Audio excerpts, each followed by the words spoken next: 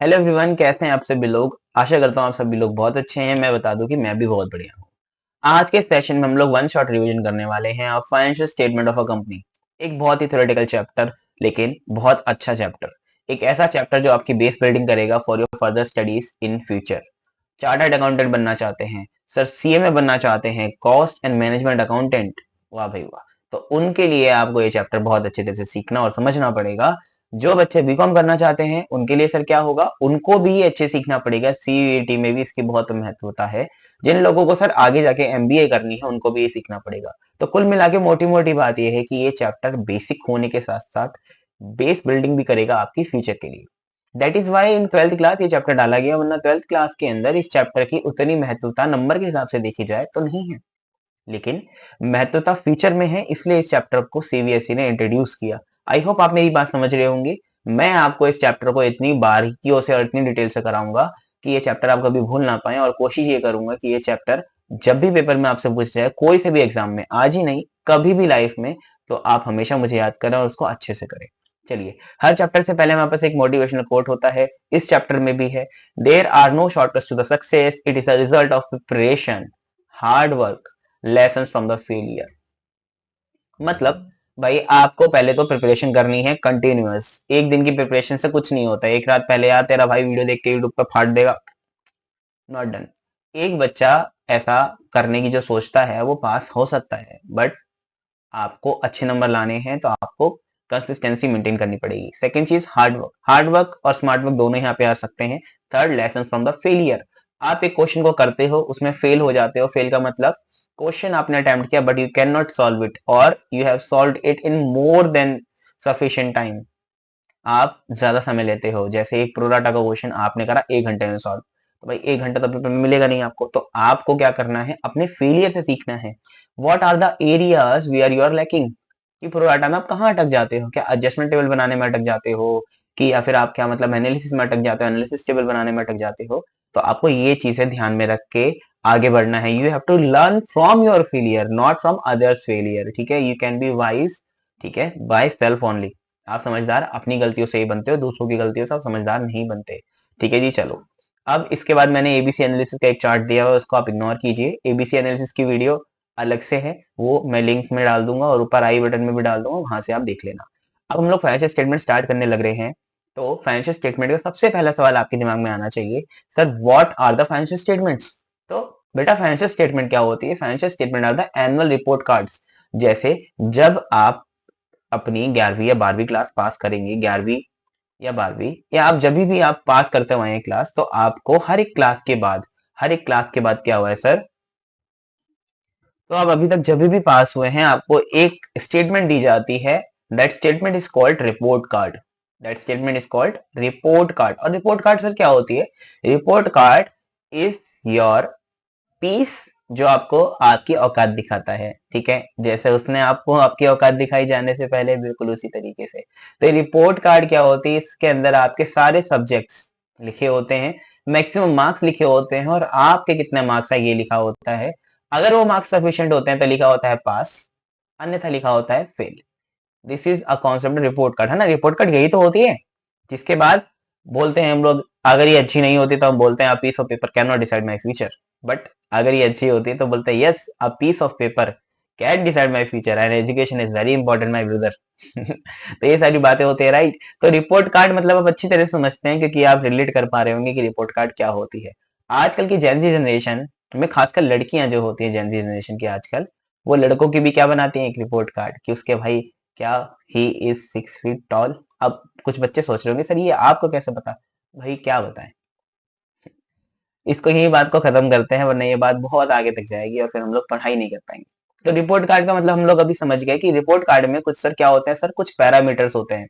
जैसे हमारी report card में पैरामीटर सब्जेक्ट्स हैं, ऐसी कंपनी की रिपोर्ट कार्ड में भी कुछ पैरामीटर होंगे। ठीक है जी। और ये ऑब्वियसली शो करेगा how well the company is doing financially. भाई बेसिक बेसिक सी लेमैन की लैंग्वेज में, एक अनपढ़ इंसान की लैंग्वेज में, एक ऐसे इंसान की लैंग्वेज में जिसने फाइनेंशियल स्टेटमेंट पढ़ी नहीं है कभी, उसके लिए तो यही होगा ना sir, financial statement is a report card, obviously. ठीक है, इट शैल इंक्लूड। अब इसमें क्या क्या चीजें हो सकती हैं, मैंने तुम्हें बताया कि इसके अंदर जैसे हमारे पास सब्जेक्ट होते हैं, तो इसके अंदर भी अलग अलग पैरामीटर्स होंगे जिसपे हम लोग अपनी कंपनी को टेस्ट करते हैं। पहला पैरामीटर है balance sheet which is also known as positional statement. ठीक है जी, क्या बोलते हैं इसको? पोजिशनल स्टेटमेंट, जो उसकी पोजीशन दिखाए। ठीक है, पोजीशन कैसे पता चलती है सर? पोजीशन पता लगाने के लिए आपको असेट एंड लायबिलिटीज के बारे में पता होना चाहिए। Presents position of the company at a specific date by valuing asset and liability on such date. Obviously आपकी पोजीशन क्या है ये असेट और लायबिलिटी से पता चलेगा। प्रॉफिट एंड लॉस स्टेटमेंट, जिसको हम लोग बोलते हैं इनकम स्टेटमेंट भी, इसको भी क्या बोलते हैं हम लोग? Income statement. ठीक है, इनकम स्टेटमेंट, इनकम स्टेटमेंट क्या बताती है? Records all the revenue, revenue means जो भी आपके पास पैसा आया है। तो पैसा आने का मतलब क्या है? आपकी सारी की सारी सेल्स। ठीक है, सारी की सारी सेल्स रिकॉर्ड होती हैं इसके अंदर। और इसके अंदर क्या रिकॉर्ड होता है? एंड ऑल द एक्सपेंस, जितने भी एक्सपेंस होते हैं आपके, जैसे आपके कैपिटल एक्सपेंडिचर या फिर आपके रिवेन्यू एक्सपेंडिचर। कैपिटल एक्सपेंडिचर के लिए हम लोग क्या यूज करते हैं sir? Depreciation. Difference to such shall be net profit और नेट लॉस, है ना? जो भी आपको पता है फॉर्मूला, नेट प्रॉफिट का revenue minus expenses equal to net profit. तो ये तो नेट प्रॉफिट होगा तो लॉस होगा, वही 11वीं क्लास वाले कॉन्सेप्ट। इसके बाद हमारे पास एक नई फ्रेश स्टेटमेंट है, जिसे बोलते हैं हम cash flow statement. Cash flow statement क्या होती है? It is nothing but a detailed cash account. हम लोग कैश अकाउंट तो मेंटेन करते हैं, बट कैश अकाउंट में प्रॉब्लम क्या है कि कैश अकाउंट जो होता है वो खाली ओपनिंग और क्लोजिंग बैलेंस बता सकता है हमको।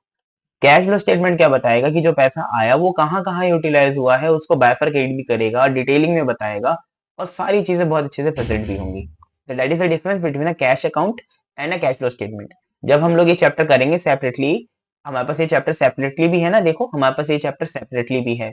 हमारे पास एनालिसिस ऑफ फाइनेंशियल स्टेटमेंट के अंदर 3 चैप्टर हैं, है ना, अपनी जो आप बोल सकते हो थर्ड बुक में। सबसे पहला financial statement of a company, फिर accounting ratio, common size statement वगैरह, ये तो हुआ एक चैप्टर। और दूसरा चैप्टर अपने पास है कैश फ्लो स्टेटमेंट, ये अलग ही चैप्टर है। तो उसके अंदर जब मैं रिवीजन कराऊंगा तो आपको और डिटेल में समझाऊंगा कैश फ्लो क्या होता है। अभी के लिए समझ लो डिटेल कैश फ्लो होता है, मतलब कैश अकाउंट डिटेल वाला है। ठीक है, अब हमें यहाँ पे थोड़ी थोड़ी थ्योरी भी कवर करते हुए चलना है, जो एकदम ही थ्योरी की चीजें हैं। जैसे नेचर ऑफ फाइनेंशियल स्टेटमेंट क्या होती है। भाई सबसे पहले तो फैक्ट रिकॉर्ड करता है, अकाउंटिंग कन्वेंशन होती है उसके अंदर। और देखो सबसे पहले रिकॉर्डेड फैक्ट का मतलब क्या है सर? एक्चुअल डाटा जो भी होता है अकाउंटिंग बुक से, मतलब cash in hand, cash at bank, trade receivable, ये सब कहाँ से आते हैं सर? अकाउंटिंग बुक मतलब जर्नल हो गई, जर्नल प्रॉपर हो गई, आपकी लेजर्स हो गए। तो अकाउंट्स की जितनी भी किताबें हैं, मतलब किताबें मीन्स जहाँ पे आप रिकॉर्डिंग करते हैं। याद है ना आपको 11वीं क्लास में अकाउंटिंग प्रोसेस हमने पढ़ा था? वो पूरी की पूरी बुक से जो भी इंफॉर्मेशन मिलती है उसको रिकॉर्ड करेंगे। Transaction are recorded at their original cost और हिस्टोरिकल कॉस्ट। ठीक है, ओरिजिनल कॉस्ट मतलब जिसपे वो आकर हुई थी, हिस्टोरिकल कॉस्ट मतलब जो उनकी पहले कॉस्ट थी। ठीक है जी, तो ये कोई इसमें कंफ्यूजन की बात नहीं है, जैसी बात लिखी है बस वैसी मैं आपको समझा देता हूँ। जैसे हमने एक मशीन खरीदी 10,000 रुपए पे, ठीक है, तो इसको तो हम लोग हमेशा 10,000 रुपए दिखाएंगे, और 10,000 में से हर साल डेप्रिसिएशन के नाम से 1,000 रुपए माइनस करते रहेंगे। तो this is my book value, right? तो 9,000 रुपए बुक वैल्यू, लेकिन मैंने इसको हमेशा रिकॉर्ड करा इसके ओरिजिनल कॉस्ट पे, है ना, तो इसको ओरिजिनल कॉस्ट बोलते हैं। और हिस्टोरिकल कॉस्ट भी मतलब बिल्कुल सेम टू सेम ही। तो मतलब वो कॉस्ट जिसपे हमने इसको परचेज किया था, या इनिशियली जिसपे हमने इसे रिकॉर्ड किया था, इसलिए हिस्टोरिकल या ओरिजिनल बीच में और लगा, मतलब सेम है। asset purchase at different times and prices are shown at their total cost। तो वही बात है, जैसे asset purchase at different times and prices are shown at their total cost, मतलब मैंने एक मशीन खरीदी, उसमें मैंने कुछ इंस्टॉलेशन एक्सपेंस लगाए, तो मैं इसमें जोड़ूंगा, ऑब्वियस सी बात है, सारी चीजें मुझे पता है पहले से। इसके बाद अकाउंटिंग कन्वेक्शंस। कन्वेक्शंस क्या होते हैं? Standard rules and guidelines followed during preparation such as valuing inventory through a cost or market price whichever is lower। मेरे दिमाग में फटाफट आ जाना चाहिए कौन सा कॉन्सेप्ट है सर? प्रूडेंस। हमने 11वीं क्लास में पढ़ा था कि हम लोग इन्वेंट्री को कॉस्ट पे या नेट रियलाइजेबल वैल्यू या मार्केट प्राइस जो भी कम होता है उस पर ही वैल्यू करते हैं। असेट हमेशा कॉस्ट लेस डेप्रिसिएशन, मैंने ऊपर आपको बताया। Considering small items like pencils and pains and expenses in the year of purchase, तो ये मिसलेनियस एक्सपेंस के नाम से जाएंगे। तो ये सारी बातें ना आपको ऑलरेडी पता है, इसमें ऐसी कोई बात नहीं है कि जो मैं नहीं बता रहा हूँ आपको, मतलब न्यू बता रहा हूँ, है ना। तो रिकॉर्डेड फैक्ट, लेकिन अकाउंटिंग कन्वेक्शन ये चीज है, लेकिन आपको ये करना है। नेचर ऑफ फाइनेंशियल स्टेटमेंट कोई पूछ ले आपको तो पता होना चाहिए। इसके बाद postulates, basic assumption made during preparation including. तो कुछ बेसिक अजम्पशन हम लोग लेके चलते हैं, ये 3 बेसिक अजम्पशंस होती हैं, ये आपको याद रखना है। गोइंग कंसर्न, मनी मेजरमेंट और रियलाइजेशन। ठीक है, इसके बाद पर्सनल जजमेंट। जब आप अकाउंटिंग कर रहे हो तो आप अपनी पर्सनल जजमेंट भी तो लगाओगे।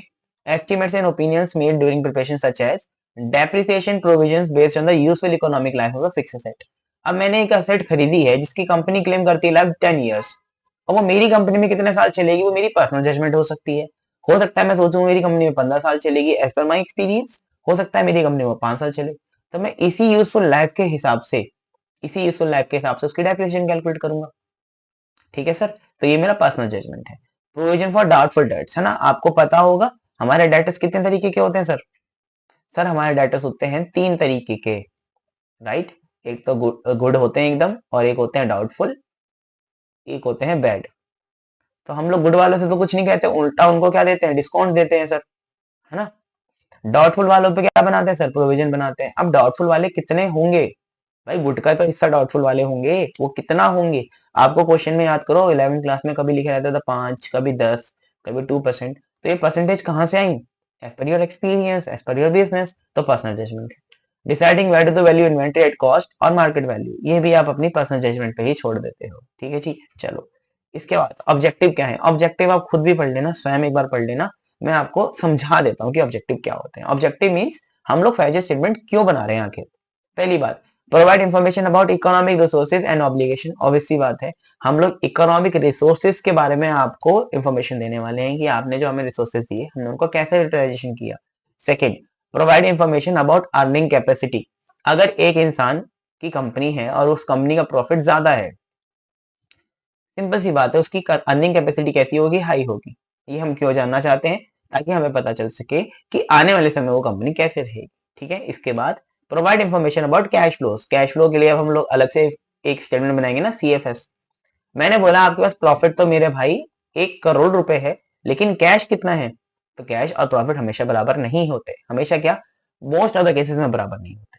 तो हमें पता होना चाहिए कैश कितना है, तो हमें कैश भी पता चलेगा।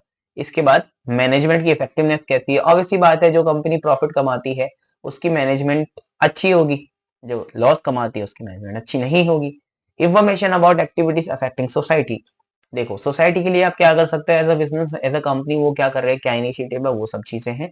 डिस्क्लोजिंग अकाउंटिंग पॉलिसीज, आप जो अकाउंटिंग कर रहे हो किस पॉलिसी पे कर रहे हो, आप क्या क्या चीजें फॉलो करते हो अपने एंड से, वो भी आपको डिस्क्लोज करना पड़ता है। ठीक है जी, तो ये सारी चीजें, ये सब ऑब्जेक्टिव है, इनमें से आप 5 को से याद रखना। ठीक है, ये पेपर में आपके पूछे जा सकते हैं इन थ्योरी। इसके बाद प्रिपरेशन ऑफ फाइनेंशियल स्टेटमेंट। तो हमने अभी तक कोर थ्योरी पार्ट देखा कि कोर थ्योरी में क्या क्या चीजें लिखी हुई हैं। अब हमारे पास थोड़ी सी प्रैक्टिकल चीजें आ गई, जिसमें हम लोग ये देख रहे हैं कि अकाउंटिंग कैसे होती है, फाइनेंशियल स्टेटमेंट कैसे बनाई जाती है। क्यों हमने देख लिया, होती क्या ये भी देख लिया, कैसे बनाई जाती है ये देखना है। तो सेक्शन कौन सा है, सेक्शन सर हमारे पास है section number 2, clause 40 of companies act, the companies act 2013। Financial statement में क्या क्या होना चाहिए। अब लॉ बता रहा है आपको कि क्या क्या होना चाहिए। पहला, एक इनकम स्टेटमेंट, एक पोजिशनल स्टेटमेंट, एक नोट्स टू अकाउंट, मतलब वर्किंग नोट बेसिकली। तो लॉ ये बोलता है कि आपको वर्किंग नोट मैंडेटली दिखाने हैं, कि आपने कोई भी अमाउंट अगर दिखाया बैलेंस शीट में, जैसे मान लो मैंने असेट में दिखाया 10 लाख, तो ये कैसे कंप्यूट किया मैंने, ये मुझे दिखाना पड़ेगा मैंडेटरीली। इसको बोलते हैं नोट्स टू अकाउंट, जिसको आप पहले वर्किंग नोट बोला करते थे। इसके बाद सीएफएस आप जानते हैं। तो मोटी मोटी 4 चीजें आपको बनानी है, एक प्रॉफिट एंड लॉस अकाउंट, एक बैलेंस शीट, एक नोट्स टू अकाउंट और एक सीएफएस। ठीक है, बैलेंस शीट बनाने के लिए आपको शेड्यूल 3 का पार्ट 1 बोला गया फॉर्मेट, शेड्यूल 3 का पार्ट 2 बोला गया इनकम स्टेटमेंट यानी प्रॉफिट एंड लॉस बनाने के लिए। ठीक है, तो ये एमसीक्यू में आता है कि शेड्यूल 3 का कौन सा पार्ट बैलेंस शीट होता है, शेड्यूल 3 का कौन सा part profit and loss account होता है। और ये शेड्यूल 3 किसने दिया हमें, कंपनी एक्ट ने दिया। ठीक है जी, कंपनी एक्ट ने शेड्यूल 3 दिया, शेड्यूल 3 का पार्ट 1 और पार्ट 2 है। ओके सर, अब हम लोग यहाँ पे आ जाते हैं पार्ट 1 शेड्यूल 3। ये अपनी बैलेंस शीट है ना सर, ये अपनी बैलेंस शीट है, balance sheet of a company. पहला अपना टॉपिक है balance sheet of a company. अब बैलेंस शीट बहुत इंपॉर्टेंट है, प्रॉफिट एंड लॉस अकाउंट से भी ज्यादा इंपॉर्टेंट बैलेंस शीट है। इसलिए क्योंकि अपने एग्जाम के लिखा जाए तो बैलेंस शीट से सारे क्वेश्चन बनते हैं। इससे किस तरीके के क्वेश्चन बनते हैं, हमें बेसिकली रिमेम्बरिंग पे क्वेश्चन बनते हैं इससे। मतलब मतलब कम बार ऐसा होता है कि आपको बैलेंस शीट बनाने के लिए दे दी जाए, अगर दी भी जाएगी तो उसमें भी आपकी रिमेम्बरिंग ही काम आएगी। रिमेम्बरिंग मतलब क्या सर, आपको ये चीज याद कर लेनी है कि कौन सा आइटम कहाँ और किस तरह आ रहा है, नंबरिंग सहित। सर ये पूरी बैलेंस शीट, हाँ सर आपको पूरी बैलेंस शीट याद होनी चाहिए, ये फॉर्मेट में जहां पे आपका पर्टिकुलर आता है पहले, फिर वही नोट नंबर जो मैंने आपको बताया था ना, डिटेल्ड वर्किंग नोट, कि आपने कोई भी अमाउंट लिखा तो वो कैसा आया ये आपको बताना पड़ेगा। फिर आपको कंपैरिजन के लिए करंट ईयर का डालना है और प्रीवियस ईयर का डालना है, ये मैंडेटरी फॉर्मेट में ही है। इसके बाद आपको आइटम्स यहाँ से शुरू करने हैं। अब आपके दिमाग में एक बात आती होगी, या मेरे दिमाग में भी एज अ स्टूडेंट जब मैं था तो एक बात आई कि जब तक हमने सोल प्रोप्राइटरशिप की पार्टनरशिप पढ़ी, सोल प्रोप्राइटरशिप पढ़ी, तो उन सिनेरियो में हमने जो बैलेंस शीट बनाई वो हमेशा हॉरिजॉन्टल बनाई, इस तरह से बनाई है ना। इसी तरह तो बनाते थे, याद करो, यहाँ लायबिलिटी, यहाँ एसेट, यहाँ अमाउंट, ऐसे ही बनाते थे। तो अब ऐसी क्या बात आ गई कि हम लोग जो बैलेंस शीट बना रहे हैं अपनी, उसमें कोई हॉरिजॉन्टल चीज है ही नहीं। देखो, यहाँ से हमारी लायबिलिटी शुरू है और फिर इसके नीचे से ही हमारी एसेट शुरू है। It means it is vertical in form, right. तो ऐसा क्यों? ऐसा इसलिए है, वो मैं आपको नहीं बताऊंगा। क्यों नहीं बताऊंगा सर? अंत में बताऊंगा सेशन के। जब तक आप अपने थॉट जो भी दिमाग में आते हैं कि वर्टिकल क्यों होती है, एक कंपनी की बैलेंस शीट वर्टिकल आखिर बनाई क्यों जाती है, चलो मैं वीडियो में भी नहीं बताता, मैं आपको नीचे कमेंट्स में जवाब दूंगा सीधा। मैं देखना चाहता हूँ आप बच्चे क्या सोचते हैं इस बारे में कि कंपनी की बैलेंस शीट वर्टिकल क्यों बनाई जाती है आखिर। आप चाहें तो अपने टीचर से भी इसकी मदद ले सकते हैं, एक बार पूछिए, ठीक है। जो भी बेस्ट जवाब होगा उसको मैं कमेंट्स में पिन करूंगा, मैं रिप्लाई में सबको जवाब दूंगा, ठीक है जी, सबको बताऊंगा वर्टिकल क्यों होती है बैलेंस शीट। अभी के लिए हम लोग सीख लेते हैं। तो देखिए, बैलेंस शीट वर्टिकल बनाई जाती है मतलब सीधी सीधी, इक्विटी और लायबिलिटी मतलब लायबिलिटीज के नीचे असेट।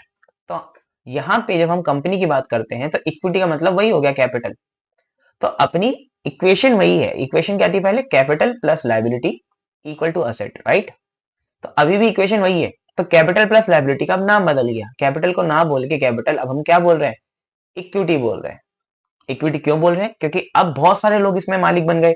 भाई कंपनी के फॉर्म में हमने पढ़ा है कि मालिक बहुत सारे होते हैं, राइट। तो इसलिए इसको इक्विटी बोलते हैं। कैपिटल के फॉर्म में क्या होता है, मालिक एक दो या फिर उससे पार्टनर हो सकते हैं उसमें, तो उसमें एक लिमिट है। कंपनी में कोई लिमिट नहीं कि कितने मालिक होंगे, इसलिए यहाँ पे इक्विटी बोल रहे हैं, ठीक है जी। चलिए, अब जैसी नंबरिंग इसमें दी है और जैसी चीजें इसमें दी हैं, आपको बिल्कुल वैसे ही इसको मगअप करना है। पहले मैं समझा देता हूँ हर एक चीज को अच्छी तरीके से, उसके बाद याद करने पे चलेंगे अंत में, पहले समझ लें, ठीक है। देखिए, share holders fund, share holders fund मतलब वो पैसा जो शेयर होल्डर्स ने लगाया है। भाई सिंपल बात है, वो पैसा जो किसने लगाया है, सर प्यारे प्यारे, छोटे छोटे, मोटे मोटे, लंबे लंबे और छोटे छोटे शेयर होल्डर्स, ठीक है, कुछ और मत समझना। शेयर होल्डर्स ने जो पैसा लगाया है उन्होंने, तो शेयर होल्डर्स का पैसा क्या कहलाता है सर, शेयर होल्डर फंड्स। अब ये तीन तरीके का हो सकता है, पहला शेयर कैपिटल, दूसरा रिजर्व एंड सरप्लस और तीसरा money received against share warrant. अब ये जो तीसरा पॉइंट है इसे तो समझने की हमें जरूरत भी नहीं है, लेकिन मैं फिर भी समझाऊंगा।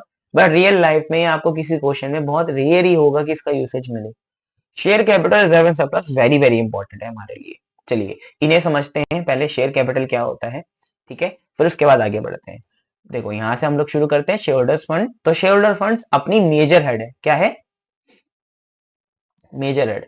लेकिन सर इसके ऊपर भी देगा हेड था, हाँ। तो मेरे भाई आपको ये बात याद रखनी है, बैलेंस शीट में हम लोग जितने भी हेड्स होते हैं उनको मेजर, माइनर और सब हेड में, मेजर माइनर क्या, आप मेजर और सब हेड बोल लीजिए, मेजर हेड, सब हेड, सब हेड, ठीक है। तो ऐसे क्लासिफिकेशन चलती है। तो आपका यहाँ पे मेजर हेड क्या है, देखिए आपको एक चीज याद रखनी है कि मेजर हेड क्या होता है, मेजर हेड वो होता है जिसके अंदर सारी चीजें लिखी हुई हैं, ठीक है। मेजर हेड मतलब मेन हेड, आप ऐसा बोल लीजिए। मेजर हेड मतलब क्या होता है, मेन हेड होता है, ठीक है सर। चलो अब मैंने ना यहाँ पे आपके लिए बढ़िया तरीके से कलर कोडिंग कर रखी है। इस कलर कोडिंग से ही आपको समझ में आ जाएगा कि कौन सा मेजर हेड है, कौन सी हेडिंग है। तो ये जो ब्लू वाली चीज है ये आपकी हेडिंग है, ये जो ब्लू वाली चीज है ये आपकी क्या है सर, ये हेडिंग है हमारी। और ये मेजर हेड है जो लाल से लिखा है, और जो काले से लिखा है ये सब हेड है। तो आपको इस तरह से चीजों को देखना है, ठीक है जी। याद करने का तरीका मैं आपको बहुत बेहतरीन बताने वाला हूँ अभी, उसके आप थोड़ा सा इंतजार कीजिए। पहले शेयर होल्डर्स फंड समझ लेते हैं। शेयर होल्डर्स फंड्स आर सब classified on the face of balance sheet with detailed disclosure provided in the notes to account. The following information must be disclosed. मतलब शेयर होल्डर फंड्स क्या होते हैं, share holders funds balance sheet में पहला item है, सब classification है, ठीक है। मेजर हेड है हमारा शेयर होल्डर्स फंड, उसके अंदर जो अपना क्लोजर है, डिस्क्लोजर है, वो हमें डिटेल डिस्क्लोजर देना होता है, जिसकी कैलकुलेशन हमें नोट्स टू अकाउंट में बतानी होती है। उसका पहला हिस्सा अपने पास शेयर कैपिटल है। सर शेयर होल्डर्स फंड्स का पहला हिस्सा शेयर कैपिटल है। शेयर कैपिटल हम लोग पढ़ भी चुके हैं अपना इश्यू ऑफ शेयर चैप्टर में। इश्यू ऑफ शेयर चैप्टर में हमने पढ़ा था ना, शेयर कैपिटल क्या होती है। शेयर कैपिटल बेसिकली वही कैपिटल अपनी जो शेयर इश्यू करके हमने जुटाई है, नाम से तो यही पता चलता है, हाँ आप बिल्कुल सही है। तो इसके अंदर हमें क्या क्या दिखाना पड़ेगा, इसके अंदर हमें दिखाना पड़ेगा नंबर ऑफ शेयर्स आउटस्टैंडिंग, मतलब the number of share outstanding at the beginning and end of the reporting period must be recognised for each class of share. Each class sir classes भी पढ़ी थी आपने, याद कीजिए। इक्विटी शेयर्स, प्रेफरेंस शेयर्स, है ना? हाँ सर। तो आपको हर एक क्लास का ये बताना पड़ेगा कि शेयर कैपिटल के अंदर उसका ओपनिंग बैलेंस क्या था और क्लोजिंग बैलेंस क्या है। इसके बाद rights, preferences and restrictions. The rights, preferences and restrictions attached to each class of the shares including restrictions of dividend distribution and capital repayment must be disclosed. मतलब मैंने बोला मेरे इक्विटी शेयर्स वालों को मैं रीपेमेंट कैपिटल की नहीं करूंगा जब तक मेरी कंपनी बंद नहीं होती, यही रूल है। तो रीपेमेंट हम नहीं करते इनको जनरली जब तक कंपनी बंद नहीं होती, और अगर कंपनी बंद होते समय भी करेंगे तो हम देखेंगे कि रिमेनिंग फंड्स हैं या नहीं है। अगर फंड्स रिमेनिंग नहीं होंगे तो हो सकता है इनका कैपिटल कभी भी वापस किया ही ना जाए। तो ये सारी चीजें मुझे डिस्क्लोज करनी पड़ेंगी। इसी तरह प्रेफरेंस शेयर होल्डर्स के बारे में बताना पड़ेगा कि क्या उनके पास राइट्स हैं, क्या रिस्ट्रिक्शंस हैं, कि वो वोटिंग नहीं कर सकते, ये रेस्ट्रिक्शन है। उनको फिक्स्ड रेट ऑफ डिविडेंड मिलेगा, ये राइट है। अब फिक्स रेट ऑफ डिविडेंड भी मिलेगा, कौन सा, क्यूमुलेटिव या नॉन क्यूमुलेटिव, ये भी हमें बताना पड़ेगा। क्यूमुलेटिव मतलब क्या होता है सर? मतलब अगर आपका इस साल डिविडेंड ड्यू था, ठीक है, मान लो 10 रुपए, वो आपको कंपनी नहीं दे पाई क्योंकि कंपनी को हो गया लॉस, तो वो आपको अगले साल के डिविडेंड के साथ साथ इस डिविडेंड को भी देगी। ये सारी चीजें आपने 11वीं क्लास की बिजनेस स्टडीज में पढ़ी होंगी। ठीक है जी, sources of finance chapter number 7 business studies. अगर आपने नहीं पढ़ी तो कोई दिक्कत नहीं है, अभी हमें इतना ही जान लेंगे तो बहुत काफी है, क्योंकि इस चैप्टर में कभी भी इतनी डिटेल में चीजें पूछी ही नहीं जाएंगी। मैं आपको डिटेल में समझा रहा हूँ बट पूछी नहीं जाएंगी, पूछा क्या जाएगा वो भी मैं आपको बताऊंगा। आगे देखिए, इसके बाद identity of ultimate owners. Identity of ultimate owners मतलब ओनर आखिर है कौन? To provide clarity of the identity of ultimate owners the following disclosure are required. क्या क्या बताना पड़ेगा? Shares held by the holding company और ultimate holding company including shares held by subsidiary और associate, shares held by each shareholder holding more than 5% of the shares, aggregate number of class of shares allotted, bought back or issued as bonus share over the past 5 years। मतलब हमें ये बताना पड़ेगा कि हमारी company का मालिक कौन है। जैसे मान लो एक कंपनी है एक्स लिमिटेड, हो सकता है एक्स लिमिटेड का 100% जो शेयर्स खरीद रखे हैं वो जेड लिमिटेड ने खरीद रखे हो भाई, तो ऐसी कंपनी को क्या बोलते हैं सर? Subsidiary company. तो ऐसा बोलेंगे X limited is subsidiary of Z limited, ठीक है, and Z limited is a parent company और holding company of X limited, ऐसा बोलते हैं। ठीक है जी, आपने ये सारी चीजें कंपनी सेक्टर में, सॉरी कंपनी सेक्टर अभी आपने पढ़ना शुरू नहीं किया, बिजनेस स्टडीज में पढ़ा होगा, हालांकि वो बात कंपनी सेक्टर की ही करता है बट फ्रंट में बताते नहीं कि कंपनी सेक्टर पढ़ा आपने, सब कुछ है। तो होल्डिंग कंपनी इसको बोलते हैं, सब्सिडी से बोलते हैं। तो हो सकता है एक्स लिमिटेड का सारा पैसा का मालिक जेड लिमिटेड हो, तो आपको ये बताना पड़ेगा ना। और अगर कोई ऐसा शेयर होल्डर है जो आपका 5% से ज्यादा शेयर होल्ड करता है, जैसे एक है मिस्टर सचिन, बहुत पैसे वाले, अंधा पैसा उनके पास, तो उन्होंने आपकी कंपनी के 25% शेयर खरीद लिए, तो आपको उनका नाम डिस्क्लोज करना पड़ेगा कि हमारे कंपनी में 25% के मालिक तो यही है। ठीक है जी, इसके बाद आपको ये बताना पड़ेगा आपने अगर 10 लाख रुपए की कैपिटल जुटाई है तो इसमें से इक्विटी शेयर्स कितना है, प्रेफरेंस शेयर्स कितना है।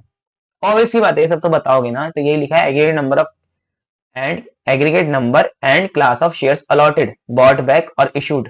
ठीक है, बोनस शेयर वगैरह जो भी आपने इशू किया होगा वो सब आपको बताना पड़ेगा। ये सब अभी आपको बस समझ लेना है, करने के लिए कभी नहीं आएगा, टेंशन नॉट। ठीक है जी, इतनी सारी चीजें कभी नहीं आएंगी, ना ही इतनी डिटेल में कोई आपको पढ़ाने वाला, बट मैं पढ़ाता हूँ। ठीक है जी, एडिशनल डिस्क्लोजर आपको क्या करने पड़ेंगे for each class of share capital, मतलब वही इक्विटी शेयर के लिए और प्रेफरेंस शेयर के लिए ये सारी बातें भी बतानी पड़ेंगी, and this is very very important. ये सारी बातें इंपॉर्टेंट है, ऊपर वाली इतनी इंपॉर्टेंट नहीं थी। जैसे आपको authorise issued and fully paid shares बताने पड़ेंगे कितने हैं। ठीक है जी, authorise issued and fully paid, ये तीनों अलग अलग है, ऑथराइज इशूड और fully paid. Authorise share capital क्या होती है? अगेन ये सारी चीजें ना बिजनेस स्टडीज में पढ़ाई जाती हैं आपको क्लास 11वीं में, तो लेट आप 12वीं में ये चीजें ना बहुत इजीली कर पाओ। कहाँ पे? 12वीं क्लास में, सॉरी हाँ, मतलब कंपनी अकाउंट्स में इजीली कर पाओ, कोई दिक्कत आपको ज्यादा ना हो। लेकिन कुछ बच्चे होते हैं जो वहां पे स्किप कर देते हैं तो उनको प्रॉब्लम आती है। ठीक है जी, तो ऑथराइज शेयर कैपिटल क्या होती है? Authorise share capital is nothing but आप समझ लीजिए जितना एक कंपनी अपने पूरे लाइफ टाइम में पब्लिक से मांग सकते हैं, तो it is a limit, life time limit of a company, कि वो कितना पैसा पब्लिक से मांग सकती है। अगर वो पब्लिक कंपनी है, अगर प्राइवेट कंपनी है तो कितना पैसा अपने रिश्तेदारों या सगे रिश्तेदारों, जो भी प्राइवेट लोग हैं उनसे कितना पैसा पूरी लाइफ टाइम में मांग सकती है। It is known as authorise share capital. ठीक है जी, ज्यादातर पब्लिक कंपनी अपने पास होती है तो हमें प्राइवेट की दिक्कत नहीं है इतनी, और प्राइवेट का केस कभी अभी पड़ेगा भी नहीं। इसके बाद हमने उसमें से कितनी इशू कर दी भाई, हमारे पास हो सकता है हमने 10 लाख रुपए अप्रूव करा लिए गवर्नमेंट से एज ऑथराइज शेयर कैपिटल, हो सकता है उसमें 10 लाख में से हम 2 ही लाख इश्यू कर रहे हो एक बार में। भाई 10 लाख पूरा मांगना जरूरी थोड़ी ना एक बारी में, मैंने 2 लाख मांग लिए। तो ये तो हो गई ऑथराइज शेयर कैपिटल और ये मेरी हो गई इशूड शेयर कैपिटल। ठीक है, ये मुझे बताना पड़ेगा अलग अलग। अब जब मैंने इशू कर दिया तो मुझे ये भी बताना पड़ेगा उस इशूड शेयर कैपिटल में से कितने लोगों ने पैसा दे दिया, फुल्ली पेड अप, मतलब जितना मैंने मांगा कितना दे दिया। याद करो कंपनी वाला चैप्टर आपका, प्रो राटा वाला, उसमें हमने क्या सीखा था कि सर एप्लीकेशन पे इतना 3 रुपए है, अलॉटमेंट पे सर 5 रुपए है, और सर बाकी का बचा हुआ मान लो 10 रुपए का शेयर है तो 2 रुपए फर्स्ट एंड फाइनल कॉल पे, तो मिला के 10 रुपए हुआ टोटल। तो हमें ये बताना पड़ेगा इस 10 में से कितने ऐसे लोग हैं जिन्होंने पूरे शेयर्स के ऊपर फुल्ली पेड अप पैसा कर दिया, फुल्ली पे कर दिया बस, ये भी बताना पड़ेगा। इसके बाद हमें ये भी बतानी, तो वेरी वेरी इंपॉर्टेंट है, बेसिक चीज आपको बतानी पड़ेगी। इसके बाद हमें ये भी बताना पड़ेगा ऐसे कौन से लोग हैं जो फुल्ली पेड अप अभी नहीं है, जिन्होंने मतलब शेयर्स खरीदे हैं but not fully paid up, not fully paid up, तो ये भी बताना पड़ेगा। तो मतलब आपको ये छोटी छोटी चीजें के बारे में ध्यान रखना है कि आपको बैलेंस शीट में बतानी है। इसके बाद par value and reconciliation, the par value per share, par value मतलब उनकी वैल्यू, नॉमिनल वैल्यू कितनी है, जैसे 10 होती है नॉमिनल वैल्यू तो वो आपको बतानी पड़ेगी। And reconciliation of the number of shares outstanding at the beginning and at the end of the accounting period, वही चीज आपको आउटस्टैंडिंग में बताना पड़ेगा, बिगिनिंग में कितना था शेयर्स में और एंड में कितना हो गया। ये चीज आपको रिकंसाइल मतलब आपको दिखाना पड़ेगा एक स्टेटमेंट बना के, ओपनिंग में इतना था एंड में इतना था। सर ये तो बहुत ज्यादा कॉम्प्लिकेटेड लग रहा है, टेंशन मतलब मेरे भाई, मैं आपको बस समझा रहा हूँ ये चीज, अभी आप as a curiosity, out of curiosity समझ लो, आगे जाके जब आप पढ़ोगे तो आपको ये सब चीजें पढ़नी है। ठीक है, इसके बाद राइट, प्रेफरेंस एंड रेस्ट्रिक्शन, वही ऊपर वाली बात है, तो सिंपल से आप समझ ही जाओगे कि एडिशनली भी आपको बताना पड़ेगा कि राइट्स क्या होते हैं। Share held by holding company, ये भी ऊपर वाली बात है। शेयर्स रिजर्व फॉर इशू, अगर आपने कोई शेयर रिजर्व करे हैं for issue under option contract और commitment for the sale of shares और डिसइन्वेस्टमेंट, तो आपको बताना पड़ेगा। जैसे मान लो मेरी कंपनी है, मैंने बोला सर मैं 5,000 शेयर तो अपने रिजर्व करके रखता हूँ, मुझे अगर फ्यूचर में कोई इमरजेंसी आई और मैंने एक लोन लिया हुआ है, अगर मैं उस लोन की रीपेमेंट नहीं कर पाया तो मैं ये शेयर्स इशू कर दूंगा as a payment to such loan. मेरे पास कैश नहीं होगा तो मैं इन शेयर्स के बदले में वो लोन डिस्चार्ज करूंगा। तो ये मुझे बताना पड़ेगा कि मैंने ऐसे कौन से शेयर्स हैं जो रिजर्व करके रखे हैं। शेयर्स बॉट बैक, अब बहुत बार क्या होता है ना, देखो बहुत सारी कंपनियां प्राइवेट हो जाती हैं, सॉरी प्राइवेट बोल रहा हूँ, पब्लिक हो जाती हैं। पब्लिक कंपनी बनने के बाद वो क्या सोचते हैं कि यार पब्लिक कंपनी में बन के आके तो हम लोगों ने अपनी झंझट बढ़ा ली। आप ये बात जानते हो कि पब्लिक कंपनी के पास कंप्लाइंस में बहुत सारी झंझट होती है, इनको बहुत कंप्लाइंस करना पड़ता है एज कम्पेयर टू प्राइवेट। तो प्राइवेट के पास कंप्लाइंस की ज्यादा दिक्कत होती नहीं है। तो पब्लिक कंपनी वाले क्या सोचते हैं कि यार क्यों ना हम लोग वापस से क्या बन जाए, एक प्राइवेट कंपनी बन जाए, या प्राइवेट कंपनी भी ना बने तो हम लोग क्या करें, पब्लिक कंपनी ही रहे, लेकिन लोगों के पास जो कंट्रोल चला गया, क्योंकि जब आप शेयर इशू करोगे इक्विटी शेयर्स तो आप कंट्रोल भी गिव अप कर दोगे, तो वो चाहते हैं कि हम लोग कंट्रोल वापस से एक्वायर करें। तो वो क्या करते हैं, अपने ही शेयर मार्केट से बाय बैक कर लेते हैं। ठीक है जी, ये सारे कॉन्सेप्ट फ्यूचर के लिए आप सेव करके रखो, लेकिन कॉन्सेप्ट तो बना के रखो कि बायबैक क्या होता है। तो आपको ये भी बताना पड़ेगा कि कितने शेयर आपने बायबैक करे हैं या कितने अलॉट करें, कितने इशू करें। The number and class of shares bought back, allotted और issued over the past 5 year, 5 सालों का बताना है।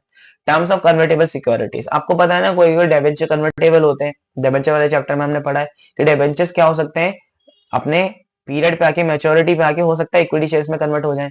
ऐसी प्रेफरेंस शेयर में भी होता है, अपनी मैच्योरिटी पे आके इक्विटी शेयर में कन्वर्ट हो जाए। तो डिपेंड करता है कन्वर्टेबल है या नहीं, तो ये भी आपको बताना पड़ेगा। इसके बाद बताना पड़ेगा कॉल्स अनपेड फॉरफिटेड शेयर, याद है ना आपको चैप्टर कंपनी वाला, तो सारी वही चीजें हैं, बस आपको अब डिस्क्लोजर करना है। उस चैप्टर में भी हमने किया था ये सारा काम, बट उसमें थोड़ा थोड़ा था, इसमें मेन काम है।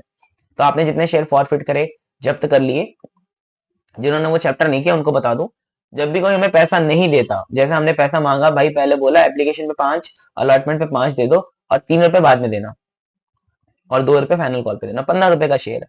तो ये हो गया एप्लीकेशन, ये हो गया अलॉटमेंट, ये हो गया फर्स्ट कॉल और ये हो गया फाइनल कॉल। तो मैंने ऐसे ऐसे पैसे मांगे। अब हो सकता है कि उसने पैसे पहली बार तो दे दिए, बाकी दिए नहीं, तो मैं क्या करूंगा, उसके पैसे भी जब्त कर लूंगा, उन शेयर को वापस रीइश्यू करूंगा, है ना, किसी और को फायदा कमाने के लिए। तो मुझे ये भी बताना पड़ेगा कि कितना उसने पैसा नहीं दिया और कितना मैंने उसका शेयर फॉरफिट कर लिया। तो ये सारी बातें हमने किस में बताई, सर ये सारी बातें हमने बताई शेयर कैपिटल में। तो अभी तक हम लोग कहाँ होल्ड कर रहे हैं, सर शेयर होल्डर फंड में खाली हमने पहला पार्ट कवर किया है, शेयर कैपिटल। क्या सर सारे ही पार्ट इतने बड़े बड़े हैं, नहीं, शेयर होल्डर फंड्स में शेयर कैपिटल सबसे बड़ा हिस्सा होता है। रिजर्व एंड सरप्लस बहुत आराम से आप समझ जाएंगे, आसान वाला हिस्सा है और इंपॉर्टेंट भी है। शेयर के बाद अपना इंपॉर्टेंट हिस्सा वेरी वेरी इंपॉर्टेंट है रिजर्व एंड सरप्लस। देखिए क्या चीज है ये, देखिए reserve and surplus, reserve and surplus are classified into 8 types. Reserve and surplus क्या होते हैं अभी पता चल जाएगा। पहला capital, capital redemption reserve, security premium reserve, debenture redemption reserve, revaluation reserve, share options outstanding reserve, other reserve, surplus. तो पहले मैं सरप्लस समझाता हूँ। सरप्लस कुछ भी नहीं है। सरप्लस मतलब क्या हो गया आपका प्रॉफिट, जिसको अभी तक हम लोग क्या बोल रहे थे, नेट प्रॉफिट। तो पहले तो नेट प्रॉफिट कैपिटल में जोड़ा करते थे सर, अभी भी कैपिटल में जोड़ रहे हैं, शेयर कैपिटल में ना जोड़ के अलग से डिस्क्लोज कर रहे हैं रिजर्व एंड सरप्लस की हेडिंग में। तो आपसे आदत डाल लो, रिजर्व एंड सरप्लस में आप सरप्लस जो है वो आपका क्या है, नेट प्रॉफिट है।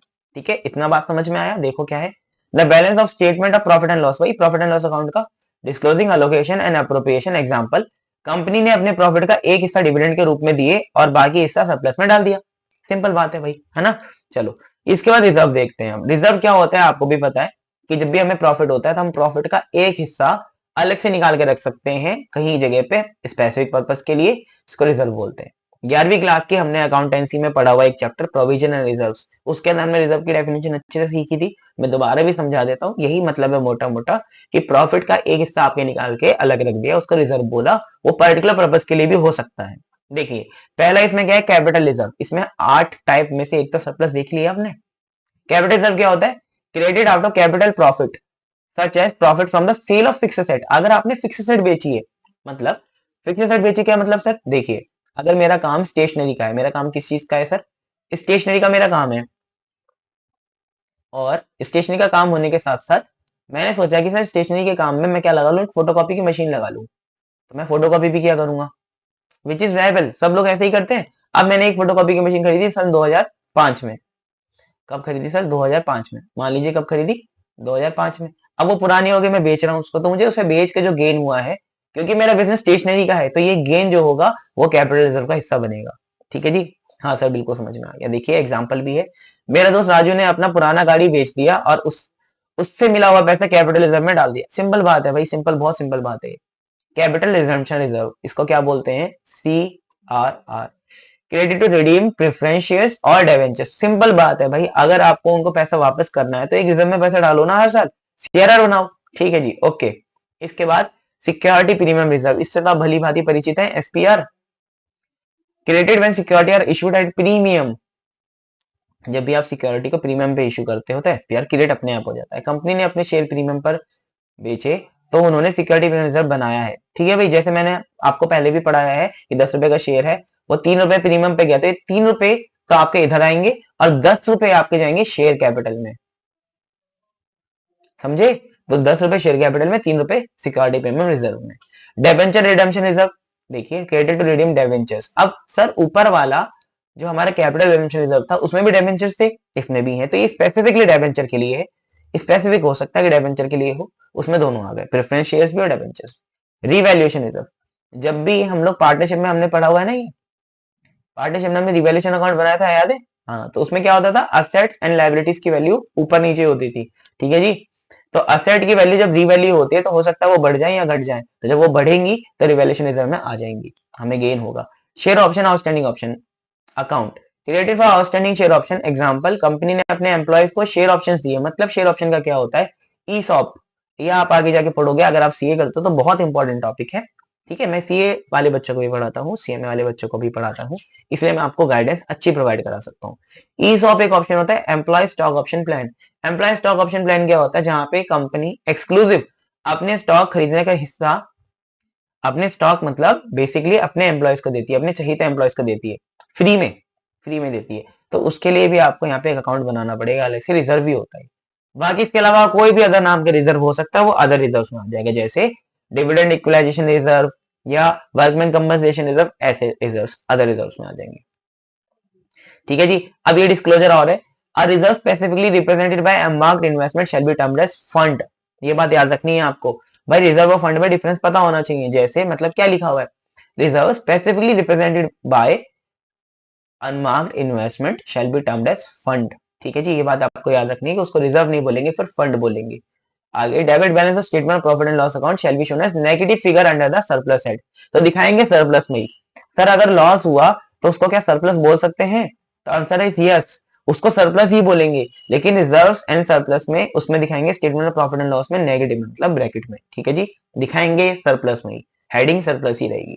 ठीक है, balance of reserve and surplus after adjusting the negative balance of surplus if any shell be shown under reserve and surplus even if the resulting figure is negative. तो हम करेंगे क्या, देखो हम क्या करेंगे, जैसे हमें बैलेंस शीट में तो बाहर खाली क्या दिखाना है, हमें खाली रिजर्व एंड सरप्लस दिखाना है। तो रिजर्व एंड सरप्लस हमारे पास 8 तरीके के हैं, उन सबको प्लस माइनस करके जो अमाउंट आएगा उसको हम यहाँ पे लिखेंगे रिजर्व एंड सरप्लस भैया हमारा 10 आया। अभी नेगेटिव भी हो सकता है, पॉजिटिव भी हो सकता है, आया कैसे उसके लिए आपको यहाँ पे लिखना पड़ेगा नोट नंबर 1, वो आप नीचे बनाओगे। ठीक है जी, हाँ सर बिल्कुल समझ में आया। आगे आ जाइए, आगे देखिए क्या लिखा हुआ है, share option outstanding account has been recognised as separate item under reserve and surplus, मतलब इसको सेपरेट आइटम ही दिखाना, ऊपर मिक्स मत करना। ठीक है, तो हमने ये सारी चीजें करी। अब money received against share warrant, ये बहुत ही पुराना कॉन्सेप्ट है जो बहुत ही ओल्ड टाइम में चला करता था। अब इसका रेलिवेंस ना बिल्कुल ना के बराबर है, खत्म ही है। तो अभी पढ़ाई के लिए पढ़ लो, वैसे आपको रियल लाइफ में कभी देखने को मिलेगा नहीं। It is the amount received by the company which are converted into shares at specified date on specific date the instrument issued against the amount so received as share warrant, मतलब company ने एक instrument issue कर दिया जिससे related अभी share issue नहीं करे, future में करेंगे, एक फ्यूचर रेट तय होगा, एक फ्यूचर डेट तय होगी, उस दिन किया जाएगा। आज तो इलेक्ट्रॉनिक वे है सारी चीजों को करने का, तो इसकी जरूरत नहीं पड़ती। तो आप बस इतना समझ लो, शेयर वारंट क्या है, एक तरीके से बिल ऑफ एक्सचेंज है, कंपनी के द्वारा इशू किया हुआ, तो इसे अलग से दिखाना पड़ेगा। ठीक है जी, हमने देखो कितनी सारी चीजें अभी समझी ना। तो अभी तक हम लोग पूरी बात समझ गए, किसकी, सर शेयर होल्डर फंड की। अब इन तीनों को मिला के क्या बनेगा सर, शेयर होल्डर फंड बनेगा, इन तीनों को मिला के। जैसे मैंने यहाँ पे लिखा कितना, शेयर कैपिटल लिख लिया 10, शेयर कैपिटल कितना आ गया, 10 आ गया, रिजर्व एंड सरप्लस में 5 आ गया, money saved against share holder में कभी कुछ नहीं आता ज्यादातर केस में, तो मैंने डैश छोड़ दिया। तो शेयर होल्डर फंड मेरा टोटल कितना बैठा, सर टोटल बैठा 15, लेकिन मुझे 15 लिखने की जरूरत नहीं है, वो एज इट इज मुझे पता होना चाहिए mind out of the mind, क्योंकि ये मेजर हेड है, इसका टोटल हम लोग बाहर नहीं लिखते हैं, खाली हेडिंग्स का लिखते हैं।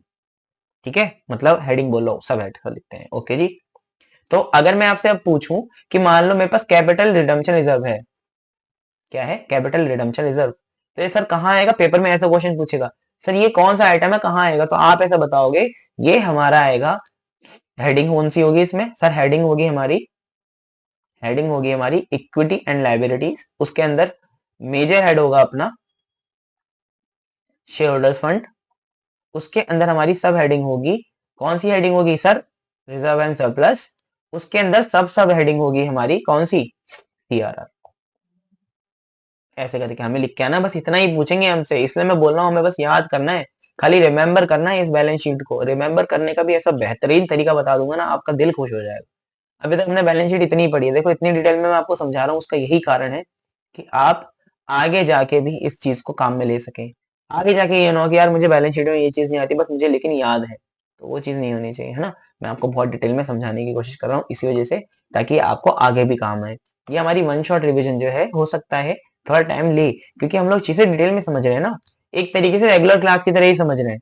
इतना ही मैं रेगुलर क्लास में बस उससे थोड़ा मतलब ज्यादा समझाता हूँ, 20-25%। अभी हम लोग थोड़ा कम समझ रहे हैं। रेगुलर क्लास के अंदर क्या होता है, हम लोग थोड़ा और एग्जाम्पल प्रैक्टिकल लेते हैं, जिससे हम लोग और अच्छी अंडरस्टैंडिंग बना सकते हैं। हालांकि जो बच्चे वैसे पढ़ते हैं उनको ये चीज पता है कि डिफरेंस इसमें और उसमें कितना जमीन आसमान का है। मेरे हिसाब से तो ज्यादा डिफरेंस नहीं है, लेकिन बच्चों के लेवल पे बहुत डिफरेंस पड़ता है। ठीक है जी, चलिए अब आगे हमारे पास है share application money pending allotment, ये आइटम भी हमारा एवं ही है, ये आइटम भी कभी यूज होता नहीं है। ठीक है, अब यहाँ से देखेंगे हम लोग, और फिर बाकी सारे आइटम देखेंगे। देखो अपने पास इक्विटी एंड लाइबिलिटीज में कितने आइटम है सर, 4 हैं, 1 2 3 4, तो मेजर हेड तो 4 ही है इक्विटी एंड लाइबिलिटीज में, ये 4 मेजर हेड है, इसके बाद ये सब हेडिंग सारी तो आपको याद करनी है। तो ऐसे तो देखा जाए तो चैप्टर में कोई दम ही नहीं है, फटाफट शुरू करो खत्म करो, ऐसे टीचर कराते हैं स्कूल में आपके, ऐसी बाकी ट्यूशन टीचर कराते हैं, बाकी क्लासेस वाले कराते हैं, बट हम आपको डिटेल में पढ़ा रहे हैं। क्यों, क्योंकि आपके लिए आगे इंपॉर्टेंट बनेगा चैप्टर जाके, फिर आप दोबारा ना पढ़ना पड़े 12th क्लास की किताब से, इसलिए मैं ये आपको डिटेल में पढ़ा रहा हूँ। ठीक है सर, चलिए सर अब हम लोग नॉन करंट लायबिलिटीज की तरफ बढ़ते हैं। नॉन करंट और करंट लायबिलिटीज बेसिकली होती क्या है, जैसे हम लोग अपनी पहले वाली बैलेंस शीट देखा करते थे और पहले चीजों को समझा करते थे, बिल्कुल उसी तरह से चीजें चलेंगी। बट अभी डिफरेंस क्या है, जहां पे हम लोग पहले पढ़ा करते थे करंट एंड उसके अलावा हम लोग पढ़ा करते थे एक शब्द फिक्स्ड, याद है ना आपको भाई, current assets and fix assets. तो अब क्या किया हमने, एक यूनिफॉर्म तरीका बनाने के लिए करंट और फिक्स्ड को नाम बदल के क्या कर दिया, करंट का तो करंट ही रखा और फिक्स का कर दिया नॉन करंट। अब ये नॉन करंट शब्द जो है ना, ये दोनों के लिए यूज हो सकता है, non current liabilities and non current assets, right. आप समझ रहे होंगे मेरी बात को। पहले हम लोग फिक्स खाली एसेट के साथ यूज कर रहे थे और लायबिलिटी के साथ कभी हम लोग फिक्स्ड यूज नहीं करते थे। हम लोग ऐसे यूज करते थे लॉन्ग टर्म लायबिलिटीज, है ना, वो भी बैलेंस शीट में हम लोग स्पेसिफिकली मेंशन नहीं करते थे। इजी करने के लिए करंट एंड नॉन करंट दो हिस्सों में ही बांटा गया है, बस केवल उतना ही, ठीक है। इसके बाद देखिए, सबसे पहले अपनी हेडिंग है, मतलब मेजर हेड है अपना नॉन करंट लायबिलिटीज, हेडिंग अपनी इक्विटी एंड लायबिलिटी, उसके अंदर थर्ड हेडिंग है अपनी, मतलब major head non current liability. तो मेजर हेड और सब हेड की एक लंबी लिस्ट देखा मैं आपको दिखाऊं, देखो मैंने बहुत लंबी लिस्ट आपको दी हुई है नोट्स के अंदर, ताकि आपको कोई भी दिक्कत पेपर में ना आए। देखो मैं आपको दिखाता हूँ, ये देखो ये लंबी लिस्ट है, major heads and sub heads at a glance, glance में सारे मैंने डाले हुए हैं, देखो कितने सारे आइटम हैं। आपको लगभग यहाँ पे मैंने 100 आइटम डाल के दिए हैं, जो कैसे मेजर हेड और सब हेड में आते हैं वो बताया हुआ है, ठीक है जी। तो इसकी टेंशन मत लो, अभी आप लॉजिकली चीजों को समझो, चीजें कैसे याद करनी है और कैसे पेपर के लिए प्रिपरेशन करनी है वो भी मैं आपको बताऊंगा, ठीक है। तो हम लोग फटाफट से इसको जैसे रिवीजन में अभी ले रहे हैं ना, तो आगे भी बढ़ते हैं। अब हम लोग नॉन करंट लायबिलिटी सीख रहे हैं, तो नॉन करंट लायबिलिटी का यहाँ से शुरू है हमारा नॉन करंट लायबिलिटीज। देखिए, लॉन्ग नॉन करंट लायबिलिटी में सबसे पहला लॉन्ग टर्म बोरिंग्स आता है। लॉन्ग टर्म बोरिंग्स मतलब सर ऐसी बोरिंग्स जो लॉन्ग टर्म के लिए होती है। सर ये तो आपने बहुत ही अच्छी बात बताई है, तो हमें पता ही नहीं था। जैसे भाई लॉन्ग टर्म का मतलब क्या है कि आपकी ऑपरेटिंग साइकिल जो है, जो क्या है आपकी operating cycle, what is my operating cycle, जिसपे मैं नॉर्मली अपने बिजनेस को ट्रेड करता हूँ, जिसमें मेरा नॉर्मली बिजनेस चलता है। अगर उस साइकिल से बाहर है ये, तो ये लॉन्ग टर्म है। अगर उस साइकिल के अंदर है तो शॉर्ट टर्म है।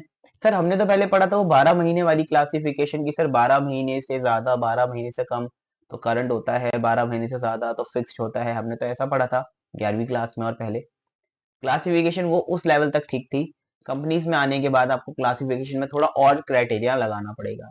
तो यहाँ पे एक नया शब्द आया है ऑपरेटिंग साइकिल। इसको समझने के लिए मैंने आपको एक नोट दिया है अपने नोट्स के अंदर यहाँ पे, कि करंट और नॉन करंट क्लासिफिकेशन किस तरह की जाती है, चाहे वो किसी भी असेट की हो, चाहे वो किसी भी लायबिलिटी की हो।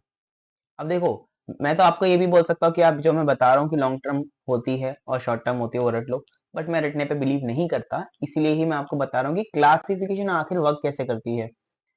The classified balance sheet distinction between current and non current assets and liabilities किस तरह से डिफरेंस करती है।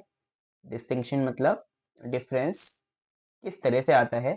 Current assets and liability short term होती हैं, directly link to the operating cycle, है ना। मैंने आपको शब्द दिया एक, यहाँ पे भी वही शब्द आया है कि जो ऑपरेटिंग साइकिल के अंदर अंदर कंप्लीट हो जाती हैं या उनसे सीधा ताल्लुक रखती हैं, और expected to realise settle soon, ठीक है।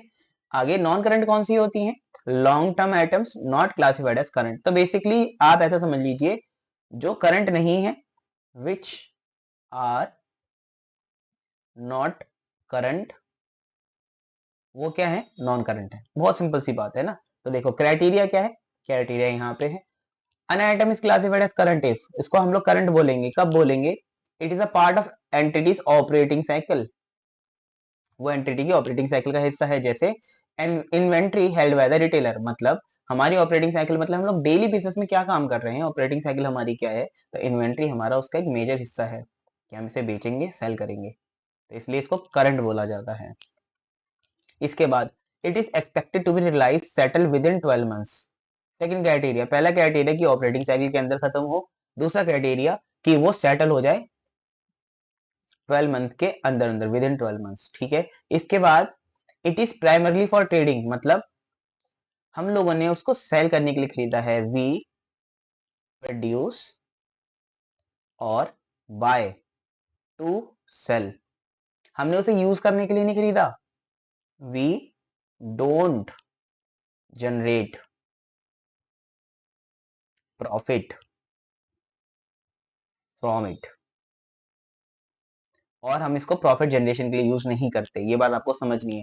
सर प्रॉफिट जनरेशन के लिए क्या यूज करते हैं, प्रॉफिट जनरेशन के लिए बेटा हम लोग यूज करते हैं फिक्स असेट्स, जिसको हम लोग बेचने के लिए नहीं खरीदते, प्रॉफिट जनरेट करने के लिए खरीदते हैं। सर किस तरह, आपने अगर कोई मशीन खरीदी है, ठीक है, ये आपकी मशीन है, अगर आपने कोई मशीन खरीदी है तो इसमें आप क्या डालोगे, यहाँ से रॉ मटेरियल, और यहाँ से क्या निकलेगा आपका फिनिश प्रोडक्ट। तो आप फिनिश प्रोडक्ट बेचोगे ना, क्या बेचोगे आप, फिनिश्ड प्रोडक्ट, मतलब जो आपने बनाया है तो आप ये बेचोगे। तो ये डालोगे ये बेचोगे, तो ये दोनों चीजें तो आपकी क्या हो गई, रॉ मटेरियल और फिनिश प्रोडक्ट दोनों ही आपकी क्या हो गई, करंट। लेकिन आपकी ये जो मशीन है ये तो यहीं रहेगी, रॉ मटेरियल फिनिश प्रोडक्ट तो चले जाएंगे बट मशीन तो यही रहेगी। इट मींस ये ट्रेडिंग के लिए आपने नहीं खरीदी, ट्रेडिंग तो इन्हीं की हो रही है ना आपकी। सर अगर ऐसा हुआ कि मेरा काम ही मशीन बेचने और खरीदने का है तो फिर ये भी ट्रेडिंग के लिए हो जाएगी। तो that depends upon your basically nature of business, है ना। इसके बाद आगे, इट इज कैश और कैश इक्विवेलेंट। अगर वो कैश है उसके इक्विवेलेंट वाले टर्म में नापी जा सकती है, नापी तो सभी जा सकती हैं बट वो इक्विवेलेंट ही है, नापी नहीं जा सकती। It is the nature of the thing. जैसे अगर मैं आपको बोलूं चेक रिसीव्ड, तो चेक रिसीव्ड को क्या बोलोगे आप? सर वो एक तरीके से कैश ही तो है। Equivalent means it is similar और basically you can say it is as same as cash. तो कैश में फटाफट कन्वर्ट जो हो सकता है उसको इक्विवेलेंट बोलते हैं। तो चेक तो फटाफट कैश में कन्वर्ट हो जाता है, इसलिए इसको इक्विवेलेंट बोल रहे हैं। तो कोई भी कैश या उसका इक्विवेलेंट हमेशा करंट एसेट माना जाएगा। ठीक है जी। बैंक डिपॉजिट और treasury bills, the entity does not have an unconditional right to defer settlement for at least 12 months. मतलब लोन रिपेबल इन 8 मंथ। मतलब क्या है कि आपकी लाइबिलिटी क्या है, अनकंडीशनल राइट है आपके पास to defer settlement for at least 12 month. मतलब आपके पास ये राइट नहीं है कि आपने अगर कोई लोन लिया है तो उसमें आपके पास कोई भी राइट नहीं है कि आप उसको 12 महीने से आगे बढ़वा सको। सर क्या ऐसे भी लोन होते हैं जिसमें हम 12 महीने से आगे बढ़वा सकते हैं? यस, ऐसा भी होता है कि अगर आपने कोई लोन लिया है तो उसकी डेट आप आगे बढ़वा सकते हो। If there is a condition जहां पे आप उसको आगे बढ़वा सकते हो तो फिर वो करंट नहीं, नॉन करंट ही माना जाएगा। ये सारी चीजें डिटेल में ना आप एएस में पढ़ोगे। जब आप सीए पर्स करते हो, सीए में पर्स करते हो तो आपको बहुत डिटेल में ये सारी चीजें समझनी है और सीखनी है। मैं मानता हूँ आपके दिमाग में बहुत सारे क्वेश्चन अभी उठ रहे होंगे कि सर ऐसा कैसे, ये क्या रूल हुआ। लेकिन बेटा अभी आपको जो बैलेंस शीट में समझा रहा हूँ इतनी डिटेल में, ये इसलिए समझा रहा हूँ ताकि दिमाग में आपके क्वेश्चन उठें। इन क्वेश्चन को ही आप यूज करके एज इंटरेस्ट, देखो मैं चाहता हूँ कि आप कोई भी कोर्स आगे पर्स करें तो उसमें आपका इंटरेस्ट हो। जब आपके दिमाग में ये सारे क्वेश्चन होंगे then you will find their answers. और वो आपको आंसर कहाँ मिलेगा? पढ़ाई से ही मिलेगा। तो आप पढ़ाई करेंगे फिर आपका इंटरेस्ट बनेगा। This is how interest develops. अगर हम लोग बस को रट्टा मान लें यार, समझे ही ना कुछ, तो इंटरेस्ट कभी नहीं बनेगा। तो इंटरेस्ट बनाने के लिए मैं आपके दिमाग में क्वेश्चन चाहता हूँ कि उठे। ठीक है जी। इसके बाद ये पांचों कंडीशन जब पूरी हो जाएंगी तो आपकी जो असेट या लाइबिलिटी कुछ भी होगी वो आपको टर्म करनी पड़ेगी करंट। अगर ये पांचों में से कुछ भी नहीं होता तो वो नॉन करंट कहलाएगा। सिंपल सी बात है। तो इसी तरह से हमारे पास अब है नॉन करंट लाइबिलिटीज जो करंट नहीं है। सर करंट कौन सी होती है? जो मैंने ऊपर 5 बातें बताई। ठीक है। इसके बाद लॉन्ग टर्म बोरिंग्स में पहला आइटम है borrowing which are repayable in more than 12 months या operating cycle are classified as long term borrowings. ठीक है। ये इसमें क्या क्या आता है? Debentures, bonds, loan from bank जिनका मैच्योरिटी पीरियड 12 महीने से ऑब्वियसली ज्यादा होगा। ठीक है sir. Loan from other party, कोई और से भी लोन ले सकते हो भाई। लोन है हमारा, लोन या तो आप बैंक से लोगे या तो आप किसी से भी ले सकते हो। मान लो आपने मेरे से ले लिया, सचिन सर, ठीक है, तो आपने मेरे से ले लिया, लेकिन अगर 12 महीने से ज्यादा का है तो लॉन्ग टर्म कहलाएगा। इसके बाद अगर आपने कोई डिपॉजिट एक्सेप्ट करे हैं, आपने बिजनेस स्टडीज में ये बात पढ़ी होगी कि कोई सी कंपनी ऐसी होती है जो एनबीएफसी भी होती है, या ऐसे समझ लो ऐसी कंपनी जो लोगों से पैसा पब्लिक डिपॉजिट एक्सेप्ट करती हैं। एक्सेप्ट पब्लिक डिपॉजिट मतलब बैंक की तरह। बैंक भी तो लोगों का पैसा एक्सेप्ट करके अपने पास रखता है ना, तो उसी तरीके से ही अगर आपने लोगों से पैसा लिया है पब्लिक डिपॉजिट जिसकी मैच्योरिटी डेट अगेन 12 महीने से ज्यादा है, या फिक्स डिपॉजिट जिसकी 12 महीने से ज्यादा नॉर्मली होती। भाई आप सभी को पता है कि एफडी जनरली 1 ईयर की होती है, ठीक है, या उससे ज्यादा की होती है। तो 12 महीने से ज्यादा ऑलमोस्ट माना ही जाता है, पर एफडी लॉन्ग टर्म ही होती है। या इसके अलावा अदर लोन्स एंड एडवांस जिसका नेचर आपको स्पेसिफाई करना पड़ेगा, लेकिन अगर नेचर स्पेसिफाई हो गया मतलब वो 5 पॉइंट करंट असेट वाले फेल हो गए, या करंट वाले, करंट असेट नहीं करंट वाले फेल हो गए, तो आप इसको यहाँ पे डाल सकते हैं। क्या सर इतना सब कुछ हर एक आइटम के लिए देखना पड़ेगा यार, वो सारे क्राइटेरिया मैच हो रहे? नहीं नहीं भाई, ऐसा कुछ नहीं देखना। ये तो मैं आपकी नॉलेज इंक्रीज करके बता रहा हूँ ना आपको। ये सारी चीजें आपके पेपर में नहीं आने वाली हैं। ठीक है सर, फिर क्यों पढ़ा रहे हो? मैंने आपको बताया, अगेन बता रहा हूँ, ये बेस बिल्डिंग के लिए बहुत इंपॉर्टेंट है और जब रिविजन करी गई हो तो अच्छे से करो। इसके बाद देखो आगे notes. Borrowing should be classified as secured या अनसिक्योर्ड। तो बोरिंग दो तरीके की होनी चाहिए। एक बोरिंग आपकी हो सकती है कौन सी? एक बोरिंग आपकी हो सकती है सिक्योर्ड और एक हो सकती है अनसिक्योर्ड। सिक्योर्ड में क्या होता है सर? सिक्योर्ड में मतलब क्या होता है? जहां पे आपने कोई ना कोई चीज क्या करी है, गिरवी रखी है। मतलब किसी एसेट पे आपने क्या लगाया है? चार्ज लगाया है कि अगर मैं लोन या फिर कुछ भी पेमेंट नहीं कर पाया तो आप ये मेरी असेट बेच देना। ठीक है। अनसिक्योर्ड कौन सी होती है? जिसके अंदर आपके एसेट के ऊपर कोई भी चार्ज नहीं होता। Borrowing due for payment within 12 months are to be treated other current liabilities. ठीक है। जो 12 महीने से अंदर पेमेंट होती है उनको अदर करंट लायबिलिटीज में डाला जाएगा। ओके सर, हमें बहुत अच्छे समझ में आ गया लॉन्ग टर्म बोरिंग। आपने अगला आइटम को बहुत बढ़िया तरीके से समझा दिया। अभी हम कौन सा आइटम पढ़ रहे हैं सर? अभी हम आइटम पढ़ रहे हैं नॉन करंट लायबिलिटीज में। हमने पहला आइटम पढ़ा लॉन्ग टर्म बोरिंग, ठीक है। Second deferred tax liability. अब देखो, डेफर्ड टैक्स लायबिलिटी एक ऐसा पॉइंट है जिसको आप इग्नोर ही करो अभी के लिए तो बहुत बढ़िया रहेगा, क्योंकि मैं ये भी नहीं चाहता कि आपके दिमाग में इंटरेस्ट के चक्कर में कॉम्प्लिकेशन इकट्ठी हो जाए। तो डीटीएल आप ऐसा समझ लीजिए अभी खाली के लिए कि नॉन करंट लायबिलिटीज में आता है। क्यों आता है, कैसे आता है, उससे अभी आपको मतलब नहीं होना चाहिए। फिर भी मैं आपको समझाने की कोशिश करता हूँ। समझ में आएगा तो बहुत बढ़िया, नहीं आएगा तो आप इसे ड्रॉप कर दीजिए। Because it is treated as advance topic, क्योंकि ये किससे रिलेटेड है सर? टैक्स से रिलेटेड है। तो मैं समझाता हूँ, ठीक है, अभी आपको समझ में भी आ जाएगा। बट ज्यादा इसमें इफ एंड बट नहीं करेंगे, क्योंकि इसमें हमारा टाइम वेस्ट होगा। और जिससे रिलेटेड टैक्सेशन है वो अभी अपने पास सब्जेक्ट है नहीं। तो बहुत बार क्या होता है कि जो हमारे पास प्रॉफिट होता है वो निकलता है नेट प्रॉफिट। और हम कैसे निकालते हैं? प्रॉफिट एंड लॉस के हिसाब से। किससे निकालते हैं? प्रॉफिट एंड लॉस अकाउंट के हिसाब से। लेकिन जब भी हम इनकम टैक्स पे करते हैं तो वो भी नेट प्रॉफिट पे करते हैं। लेकिन वो नेट प्रॉफिट निकलता है हमारा इनकम टैक्स रूल के हिसाब से। किसके हिसाब से? इनकम टैक्स रूल के हिसाब से। तो इनकम टैक्स वाले क्या बोलते हैं कि आपने जो प्रॉफिट एंड लॉस में बना के नेट प्रॉफिट निकाला है, इसमें तो आपने अपने रूल्स लगाए होंगे ना अकाउंट्स वाले, वो हमें नहीं मंजूर हैं। हम आपको कुछ अपने रूल्स बताते हैं, वो रूल लगा के आप प्रॉफिट निकालिए, उसके ऊपर टैक्स दीजिए। तो बहुत बार ऐसा होता है कि जो हमने प्रॉफिट निकाला वो 100 रुपए आया है, लेकिन जो इनकम टैक्स वाले प्रॉफिट निकाल रहे हैं अपने रूल से वो आया 150 रुपए।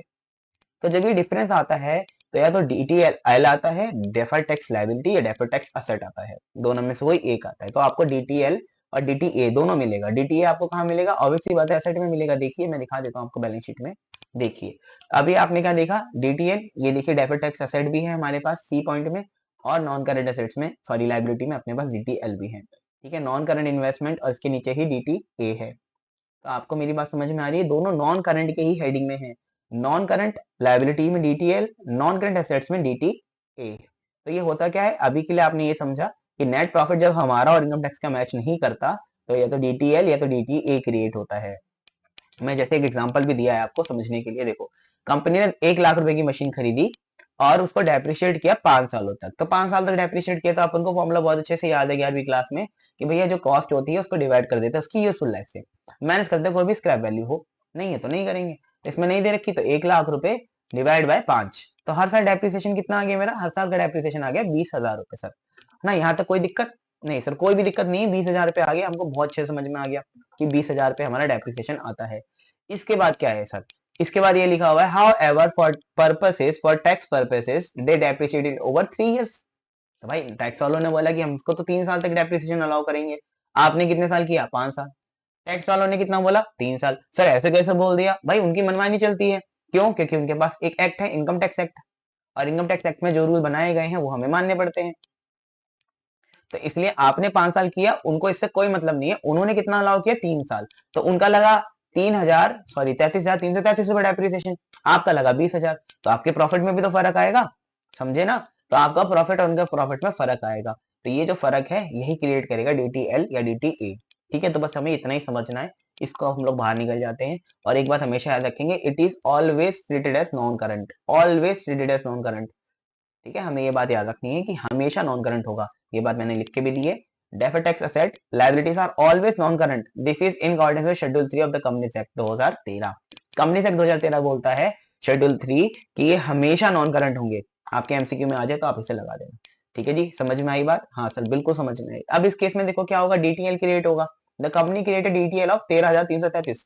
क्यों सर? क्योंकि आपके हिसाब से डेप्रिसिएशन 20,000 थी, उनके हिसाब से 33,000 है। तो डिटेल आपका कितना हो गया? आप दोनों को माइनस करके निकल जाएगा। लेकिन क्या हमें क्रिएट करना पड़ेगा? नहीं सर, ये हमें क्रिएट नहीं करना पड़ेगा, ये बस हमें समझ लेना है अभी। और डिटेल का मतलब क्या है? Representing the tax they will pay in the future. क्योंकि आपने डेप्रिसिएशन कम चार्ज किया इसलिए आपको एक्स्ट्रा टैक्स देना पड़ेगा। अब टैक्सेशन के अंदर ज्यादा घुस के हमें कुछ नहीं प्राप्त होगा क्योंकि हमारे पास इसका सब्जेक्ट नहीं है। जब आप सीए इंटरमीडिएट में आएंगे, सीएम इंटरमीडिएट में आएंगे तो आप ये चीज अच्छे से समझेंगे, ठीक है सर। जब तक के लिए अभी इतना ही समझ लेंगे कि डीटीएल हमेशा नॉन करंट की हेडिंग में आता है। नॉन करंट लायबिलिटी डीटीएल है तो डीटीए है तो नॉन करंट असेट्स, ठीक है। इसके बाद अगर हमारे पास ऐसी कोई लायबिलिटी है जो नॉन करंट है बट बोरिंग की डेफिनेशन में नहीं आती, ठीक है, और डीटीएल की डेफिनेशन में भी नहीं आ रही है, तो हम इसको कहां डालेंगे? अदर लॉन्ग टर्म लायबिलिटीज में। लायबिलिटीज दैट आर बोरिंग और deferred tax liability but still long term in nature. मतलब ये जो दोनों चीजें नहीं है, बोरिंग भी नहीं है, डीटीएल भी नहीं है, बट फिर भी लॉन्ग टर्म है, तो उसको अदर में डाल देंगे। जैसे trade payable if settled after 12 month. Trade payable क्या होते हैं सर? टीपी यहाँ पे एक नया शब्द आया है जिसमें क्रेडिटर्स और बिल्स पेबल दोनों को जोड़ दिया जाए तो बनता है ट्रेड पेबल। तो ऐसा भी हो सकता है कि हमने वादा तो किया था कि हम आपको 12 महीने से कम में पेमेंट कर देंगे, लेकिन हम 12 से ज्यादा में कर पाए आपको, तो वो तो आप लॉन्ग टर्म में क्लासीफाई करोगे ना फिर। तो ये चीज आपको ध्यान रखनी है। अब ये जो लॉन्ग टर्म आपने क्लासीफाई कर दिया क्रेडिटर्स को, तो लॉन्ग टर्म बोरिंग तो है नहीं, क्योंकि उधार तो पैसा किसी से लिया नहीं था, ना ये डीटीएल है, तो भाई अदर में जाएंगी। इसके बाद long term provisions. Long term provision मतलब प्रोविजन मेड फॉर एक्सपेंसेस और losses that are likely to occur in the future but not yet certain. मतलब उसकी डेट सर्टेन नहीं है, लेकिन इतना पता है फ्यूचर में होगा। जैसे मान लो मुझे ऐसा पता है कि इन फ्यूचर ऐसा हो सकता है कि किसी वर्कर को मेरी फैक्ट्री के अंदर चोट लग जाए। हो सकता है ना भाई, क्योंकि मेरे यहाँ पे काम जो होता है वो बहुत ही रिस्की है। तो मुझे ये पता है फ्यूचर में ऐसा हो सकता है, तो मैं उसके लिए एक प्रोविजन बना लेता हूँ।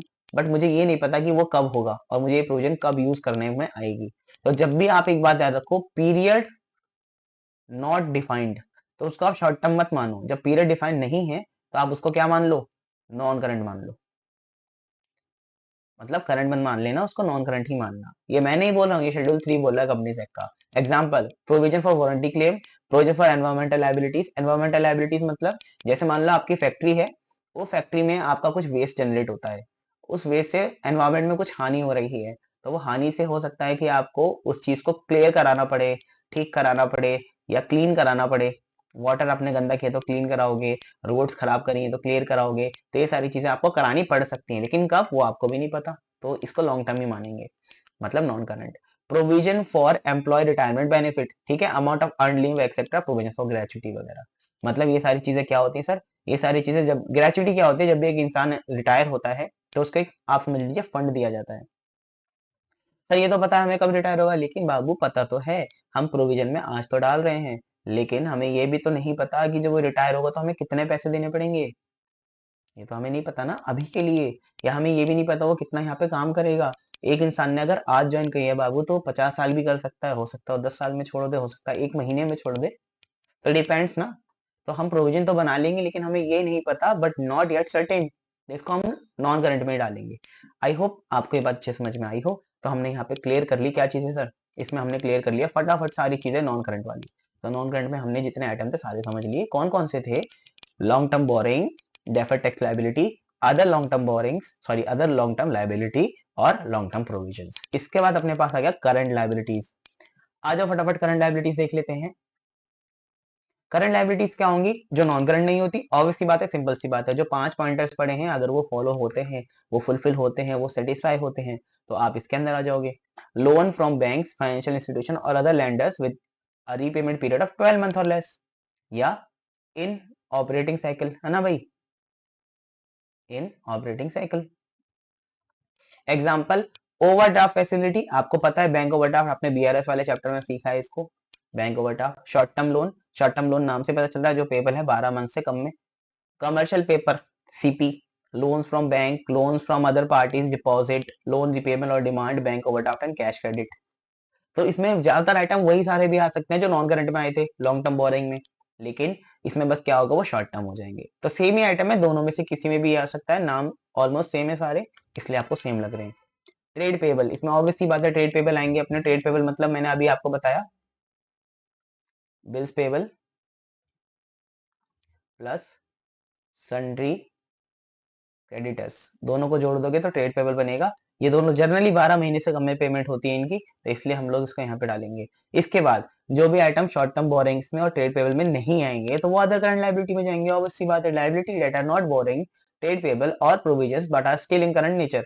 Example current maturity of long term loans, ठीक है जी, interest accrued but not due on borrowings, interest accrued and due on borrowings, income received in advance, unpaid dividend, unclaimed dividend, unpaid mature deposit, interest accrued thereon, unpaid mature debentures and interest accrued thereon, outstanding expenses, calls in advance, excess application money due for refund and interest thereon। आपने chapter में पढ़ा था ना कि हमें application money मिल गई, हमें वो रिफंड करनी है अभी। तो जिस दिन रिफंड करने का नोटिस आ गया, मान लो आपने डिसाइड कर लिया कि करना है रिफंड, तो उसके थोड़े दिन बाद करा, तो इसमें आप क्या दिखाओगे, इसको अदर करंट लायबिलिटीज में दिखाओगे। रिफंड वाले पैसे जो अभी करने हैं करे नहीं, अगर उनके ऊपर कोई ब्याज दे रहे हो क्योंकि लेट रिफंड कर रहे हो तो वो भी यहीं पे दिखाओगे। अगर आपको कोई कॉल्स इन एडवांस मिल गया है तो वो भी आप अदर करंट लायबिलिटीज में दिखाओगे। Outstanding expense other current liabilities में दिखाएंगे। तो आपको इतना ज्यादा इसमें घुसने की जरूरत नहीं है, बस ये दोनों चीजें याद रखो कि बोरिंग और ट्रेड पेबल तो नहीं है। अगर ये दोनों नहीं है तो वो सी में ही आएगा ना, सिंपल सी बात है। तो आपने यहाँ पे ये दोनों चीजें भी समझ ली और सीख ली बहुत अच्छी तरीके से। आई होप इसमें भी कोई आपको गड़बड़ या दिक्कत नहीं आएगी। ठीक है, तो short term borrowing, trade payable, other current liability, short term provisions रह गया है, अभी वो भी देख लेते हैं। शॉर्ट टर्म प्रोविजन भी बेटा मैं आपको समझा देता हूँ, कोई टेंशन लेने वाली बात नहीं है। शॉर्ट टर्म प्रोविजन मतलब प्रोविजन मेड फॉर एक्सपेंसेस और losses that are likely to occur in short term, जैसा provision for tax, provision for employ benefit, provision for doubtful debts, provision for discounted debtors, provision for expenses और other provision. हमने शुरू से ये चीज पढ़ी है और हमें 11वीं क्लास में इससे बहुत परेशानी हुआ करती थी। प्रोविजन ऑफ डाउटफुल डेट्स याद है आपको? तो ये डाउटफुल डेट्स वाली प्रोविजन जो है ये हमेशा करंट ही मानी जाएगी, शॉर्ट टर्म मानी जाएगी। ठीक है, तो इसे आप यहाँ डाल देंगे। तो हमारा असेट वाला कॉलम अब स्टार्ट होगा, हमारा लायबिलिटी वाला कॉलम पूरा खत्म हो गया पूरा। तो हमने अपनी पूरी पूरी बैलेंस शीट में लायबिलिटी सारी की सारी देख ली। हमने हेडिंग स्टार्ट करी इक्विटी एंड लायबिलिटीज से, उसमें 1 2 3 4 सारी देख ली, चार की चारों। अब इसका हम टोटल करेंगे तो यहाँ पे लायबिलिटी का टोटल आ जाएगा। ठीक है जी, यहाँ पे लायबिलिटी का टोटल आ जाएगा। अगर कोई नोट बनाना होगा तो वो नोट बनाएंगे। सर ये आपने क्या लिख रखा है, ये मैं अभी आपको थोड़ी देर में सिखाऊंगा, ये याद करने की टेक्निक है, इसमें हम थोड़ी देर बाद बात करेंगे। इसके बाद हम लोग असेट वाले कॉलम में आ जाते हैं। एंड यकीन मानो लायबिलिटी वाला कॉलम ही थोड़ा टफ है, लायबिलिटी वाला थोड़ा सा टफ है उस याद करने में। असेट वाला तो बेटा बहुत आसान है, असेट वाली साइड तो बहुत आसान है। कैसे देखो, पहली नॉन करंट असेट जिसको हम लोग शुरू से जानते हैं क्या बोलते हैं, फिक्स असेट्स। क्या बोलते हैं sir, fix assets. Property plant and equipment and intangible asset. तो अब हम लोग फिक्स असेट को एक नए नाम से जानेंगे, पीपीई। पीपीई बोले तो प्रॉपर्टी प्लांट एंड इक्विपमेंट, इसके अंदर सारी फिक्स असेट आ जाएंगी। सारी क्या आ जाएंगी, फिक्स असेट, जैसे मशीनरी, फर्नीचर, बिल्डिंग, सब कुछ इसमें आ जाएगा प्रॉपर्टी प्लांट एंड इक्विपमेंट में। इसके अलावा इंटेंजिबल असेट मतलब जैसे गुडविल, पेटेंट, ये सारी चीज अभी मैं पढ़ाऊंगा, अभी ऊपर बस बता रहा हूँ। Capital work in progress, intangible asset and development. अब ये दोनों जो आइटम है ना, इसको भी मैं आपको समझा दूंगा। हालांकि इसमें ऐसा कुछ है नहीं, जैसा नाम से लग रहा है कि बहुत यार पता नहीं क्या होगा, ऐसा कुछ नहीं। इसके बाद नॉन करंट इन्वेस्टमेंट, ऑब्वियसली बात है, इन्वेस्टमेंट जो हमने 12 महीने से ज्यादा के लिए करी है ना। डेफर्ड टैक्स लायबिलिटी समझ ही चुके हैं हम लोग, sorry deferred tax asset. Long term loans and advance जो हमने दिए हैं, विच वी अलाउड, है ना, हमें मिले नहीं, हमने ये दिए हैं किसी को। लॉन्ग टर्म है तो 12 महीने से ज्यादा होगा, ऑपरेटिंग साइकिल से ज्यादा होगा। अदर नॉन करंट एसेट जो इन सब में नहीं आएगा वो इसमें आ जाएगा, अदर में आ जाएगा। इसके बाद करंट एसेट में क्या आएगा सर, करंट इन्वेस्टमेंट जो 12 महीने से कम के लिए इन्वेस्टमेंट करी है। इन्वेंट्री मतलब स्टॉक हो गया अपना। ट्रेड रिसीवेबल मतलब वही bills receivable plus sundry debtors. Cash and cash equivalent मतलब कैश अकाउंट का बैलेंस, बैंक का बैलेंस, आपके पास कोई चेक पड़े हुए, चेक इन हैंड जो जमा नहीं करे वो, कोई डिमांड ड्राफ्ट पड़ा हुआ है वो सब चीजें इसमें आ जाएंगी। Commercial bill, CP, commercial paper, T bill, ये सब इसमें आ जाएगा। Short term loans and advance जो हमने अलाउ करे हैं वो भी इसमें आ जाएंगे। और जो इन सब में नहीं आया लेकिन शॉर्ट टर्म ही है वो अदर करंट में आ जाएगा। खत्म हो गया ये भी। सर लाइब्रेरी में तो इतना टाइम लगाया, एसेट तो फटाफट खत्म हो गया। तो बेटा वो आसान चीज थी, मैंने आपको बताया, वो बच्चे जनरली जल्दी अच्छे से समझ जाते हैं क्योंकि वो आसान भी है। देखो नॉन करंट एसेट क्या हो गई, सबसे पहले फिक्स एसेट आ जाएंगे इसमें। Non current asset long term asset होते हैं, इसमें सबसे पहला फिक्स एसेट है। पहला मतलब वही पीपी बोलते हैं इसको, तो अब भाई प्रॉपर्टी प्लांट एंड इक्विपमेंट। ठीक है, अब तो इसको ये बोलते हैं। तो इसमें सारी फिक्स एसेट आ जाएंगी। Asset held for long term use, not intended for sale और कन्वर्जन टू कैश। हम इसे बेचना नहीं चाहते हैं भाई, छोटे पीरियड में, जब खराब होगी तो देखी जाएगी। ठीक है सर, चलो इसके बाद इसमें क्या आ जाएगा, land, building, machinery, vehicles. Vehicle मतलब अपनी मोटर कार अगर आपके पास कोई है, ट्रक है, तो ये सारी चीजें इसमें आ जाएंगी। इसके बाद इनटेंजिबल एसेट, आप अच्छे से जानते हो इनटेंजिबल एसेट किसे बोलते हैं, patent, copyright, trademark, goodwill. Intellectual property rights मतलब ऐसे राइट जो किसी प्रॉपर्टी के आपके पास है सिर्फ, और वो इंटेंजिबल नेचर की है, जैसे पेंटिंग, किसी सॉफ्टवेयर का लाइसेंस। ठीक है जी। इसके बाद कैपिटल वर्क इन प्रोग्रेस मतलब असेट अंडर कंस्ट्रक्शन, है ना भाई। अगर मान लो आपने कोई बिल्डिंग बनवा रहे हो आप, वो आपके लिए फिक्स एसेट होगी, लेकिन वो बिल्डिंग बनने में लगेंगे 20 साल। 20 ईयर्स लगेंगे। तो 20 ईयर्स तक आप उसको दिखाओगे नहीं क्या बैलेंस शीट में? सर दिखाएंगे क्यों नहीं? तो आप ऊपर तो दिखा नहीं सकते उसको। सर ऊपर क्यों नहीं दिखा सकते? क्योंकि मेरे भाई वो बिल्डिंग अभी बनी थोड़ी ना है। तो इसलिए जब वो बनी नहीं है तो आप उसको दिखाओगे बिल्डिंग अंडर कंस्ट्रक्शन या मशीनरी बिंग इंस्टॉल्ड। कोई मशीनरी आपने इंस्टॉल करानी शुरू करी, बहुत बड़ी मशीन थी, 1 तारीख को शुरू करी, 15 तारीख तक इंस्टॉल ही होते रही, तो भाई उसको फिर आपको दिखाना पड़ेगा कैपिटल वर्क इन प्रोग्रेस में, CWP में। ठीक है, इसके बाद इंटेंजिबल एसेट अंडर डेवलपमेंट। इसका मतलब क्या है? Software under development. मान लो हो सकता है आप कोई नया सॉफ्टवेयर बना रहे हो, जैसे मान लो अब एप्पल कंपनी ने अपने ग्लासेस बनाए ना, एयर ग्लासेस, तो उन्होंने उसके लिए पेटेंट कराया होगा, तो पेटेंट अभी अप्रूव नहीं हुआ और अभी वो बना ही रहे हैं उसको, तो उन्होंने क्या दिखाया होगा उस समय? सॉफ्टवेयर अंडर डेवलपमेंट में दिखाया होगा। इसी तरह से ही जैसे अभी लेयर्स ने अपनी वॉच निकाली, आप सभी को पता होगा लेयर्स, जिसमें टैग बर्नर ने अपनी वॉच निकाली ना, एनआर, उन्होंने बोला कि उन्होंने उसका सॉफ्टवेयर खुद बनाया। जब तक वो सॉफ्टवेयर बना रहे थे तो उन्होंने दिखाया होगा सॉफ्टवेयर को इसमें। सॉफ्टवेयर अंडर डेवलपमेंट मतलब इंटेंजिबल एसेट अंडर डेवलपमेंट। तो आप अगर इनटेंजिबल को बना रहे हो तो इसमें, अगर टेंजिबल को बना रहे हो तो कैपिटल वर्क इन प्रोग्रेस। मतलब वर्क इन प्रोग्रेस वाले आइटम है ये दोनों। इसके अंदर क्या है? WIP है, काम चालू है, अभी पूरा बना नहीं है। रिसर्च एंड डेवलपमेंट प्रोजेक्ट, वो भी जो भी आप मतलब फ्यूचर में करोगे, या वही वाली बात है WIP। नॉन करंट इन्वेस्टमेंट बता दी, investment help for long term purpose, not intended for sale और कन्वर्जन इनटू कैश। मतलब जिसका पीरियड ऑफ होल्डिंग, मतलब होल्ड करने का आपका इरादा 12 महीने से ज्यादा होना चाहिए। Shares, debentures, bond help for more than 12 months. अब सर शेयर्स किसी और की कंपनी में, जैसे एक्स लिमिटेड ने शेयर्स खरीदे जेड लिमिटेड के और इसको होल्ड करके रखा 12 महीने से ज्यादा, तो सर ये हो गया हमारा non current investment. Deferred tax asset हम लोग समझ ही चुके हैं। Long term loans and advance which we have allowed, अगर हमने किसी और को long term loans and advance दिए हैं अपनी तरफ से, जैसे एक्स लिमिटेड ने अलाउ किया जेड लिमिटेड को लोन, तो भाई वो इसमें ही आएगा। ठीक है, लोन्स और advance given to other for period exceeding 12 months या ऑपरेटिंग साइकिल, इसमें आ जाएगा। Loans to employ, advance to supplier और loans to other companies. Other current asset हमारे पास आ जाएंगी asset that do not fit into any of the above categories but still are non current in nature, है ना? जैसे long term deposit, long term prepayments और other non current assets. तो जो असेट्स ऊपर नहीं आई वो अदर में आ जाएंगी। इसके बाद करंट एसेट्स, करंट एसेट मतलब short term assets. Current assets में क्या क्या आएगा? करंट इन्वेस्टमेंट, ऊपर लंबी वाली थी मतलब बड़ी इन्वेस्टमेंट, इसमें छोटी इन्वेस्टमेंट। इन्वेंट्री मतलब अपना स्टॉक, तो स्टॉक तो हम लोग 12 महीने से कम के लिए रखते हैं ना मेरी जान, उससे ज्यादा तो रखना ही नहीं चाहिए ना। तो पीरियड ऑफ होल्डिंग हमारा इसमें 12 महीने से हमेशा कम होता है, इसलिए इन्वेंट्री हमेशा इसमें ही आएंगी। ट्रेड रिसीवेबल मतलब बिल्स रिसीवेबल प्लस सन्डी डेटर्स, तो ये दोनों का भी पीरियड 12 महीने से कम ही होता है, हमेशा इसमें आ जाएंगे। कैश एंड कैश इक्विवेलेंट मैंने आपको बता ही दिया। इसके बाद short term loans and advance जो हमने अलाउ किए हैं वो भी आ जाएंगे इसमें। फिर अदर करंट एसेट आ जाएंगी लास्ट वाली। बस चक्कर खत्म हमारा। पूरी बैलेंस शीट हमारी क्या हो गई सर? खत्म हो गई। ऊपर वाला जो अमाउंट लाइबिलिटीज में आया वही अमाउंट हमारा मैच होना चाहिए किससे सर? नीचे एसेट से होना चाहिए मैच। देखिए सर हमारा जो यहाँ अमाउंट आया था ना, यहाँ पे इस जगह पे, इस जगह पे, वही अमाउंट हमारा कहाँ आना चाहिए सर? नीचे आना चाहिए। जब वो नीचे आ जाएगा तो मैच हो जाएगा, यहाँ पे आ जाएगा टोटल, टोटल हो जाएगा, मैच हो जाएगा सर। ठीक है, अब हम लोग मेजर हेड और माइनर हेड मतलब वही सब हेड देखने से पहले, ये जो अपनी नीचे लिस्ट है ये मैं आपको इवन कराने भी नहीं वाला हूँ। उसका रीजन ये है कि मैंने आपको चीजें समझा दी हैं। Now it is up to you, आपको समझ समझ के सारे आइटम को क्लासिफाई करना है, या आप चाहते हैं मैं आपको एक लिस्ट दे दूं जिससे आप याद करें और खत्म हो जाए सारी चीजें।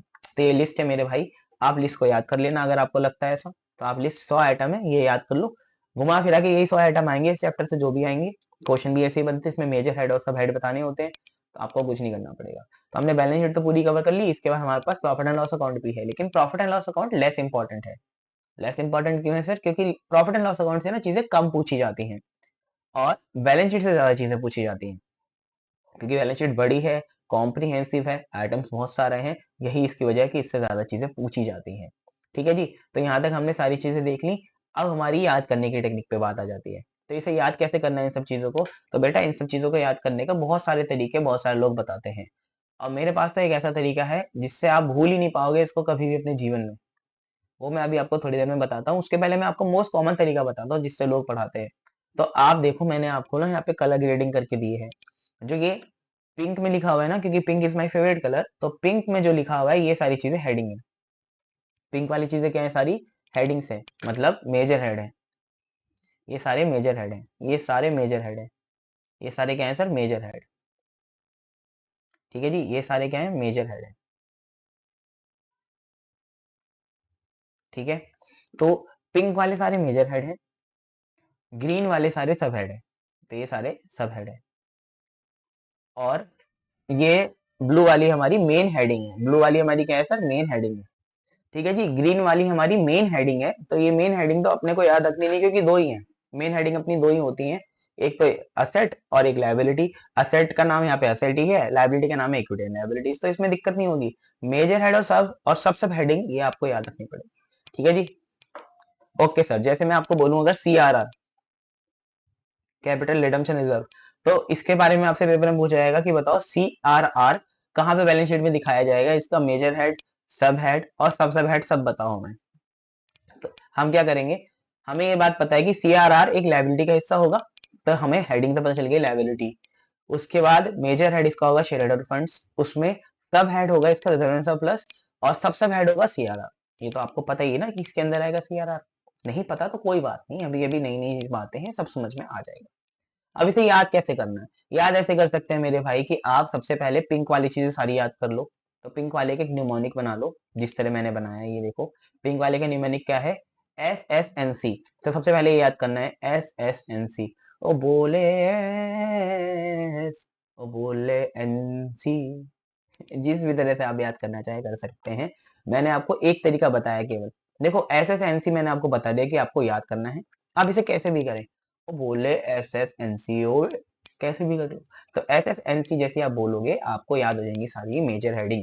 मतलब S for share holder fund, इसके बाद S for share application money pending allotment, N for non current liability, C for current liability. तो चार ये तो चीजें। और बोल रहे हैं SSNC।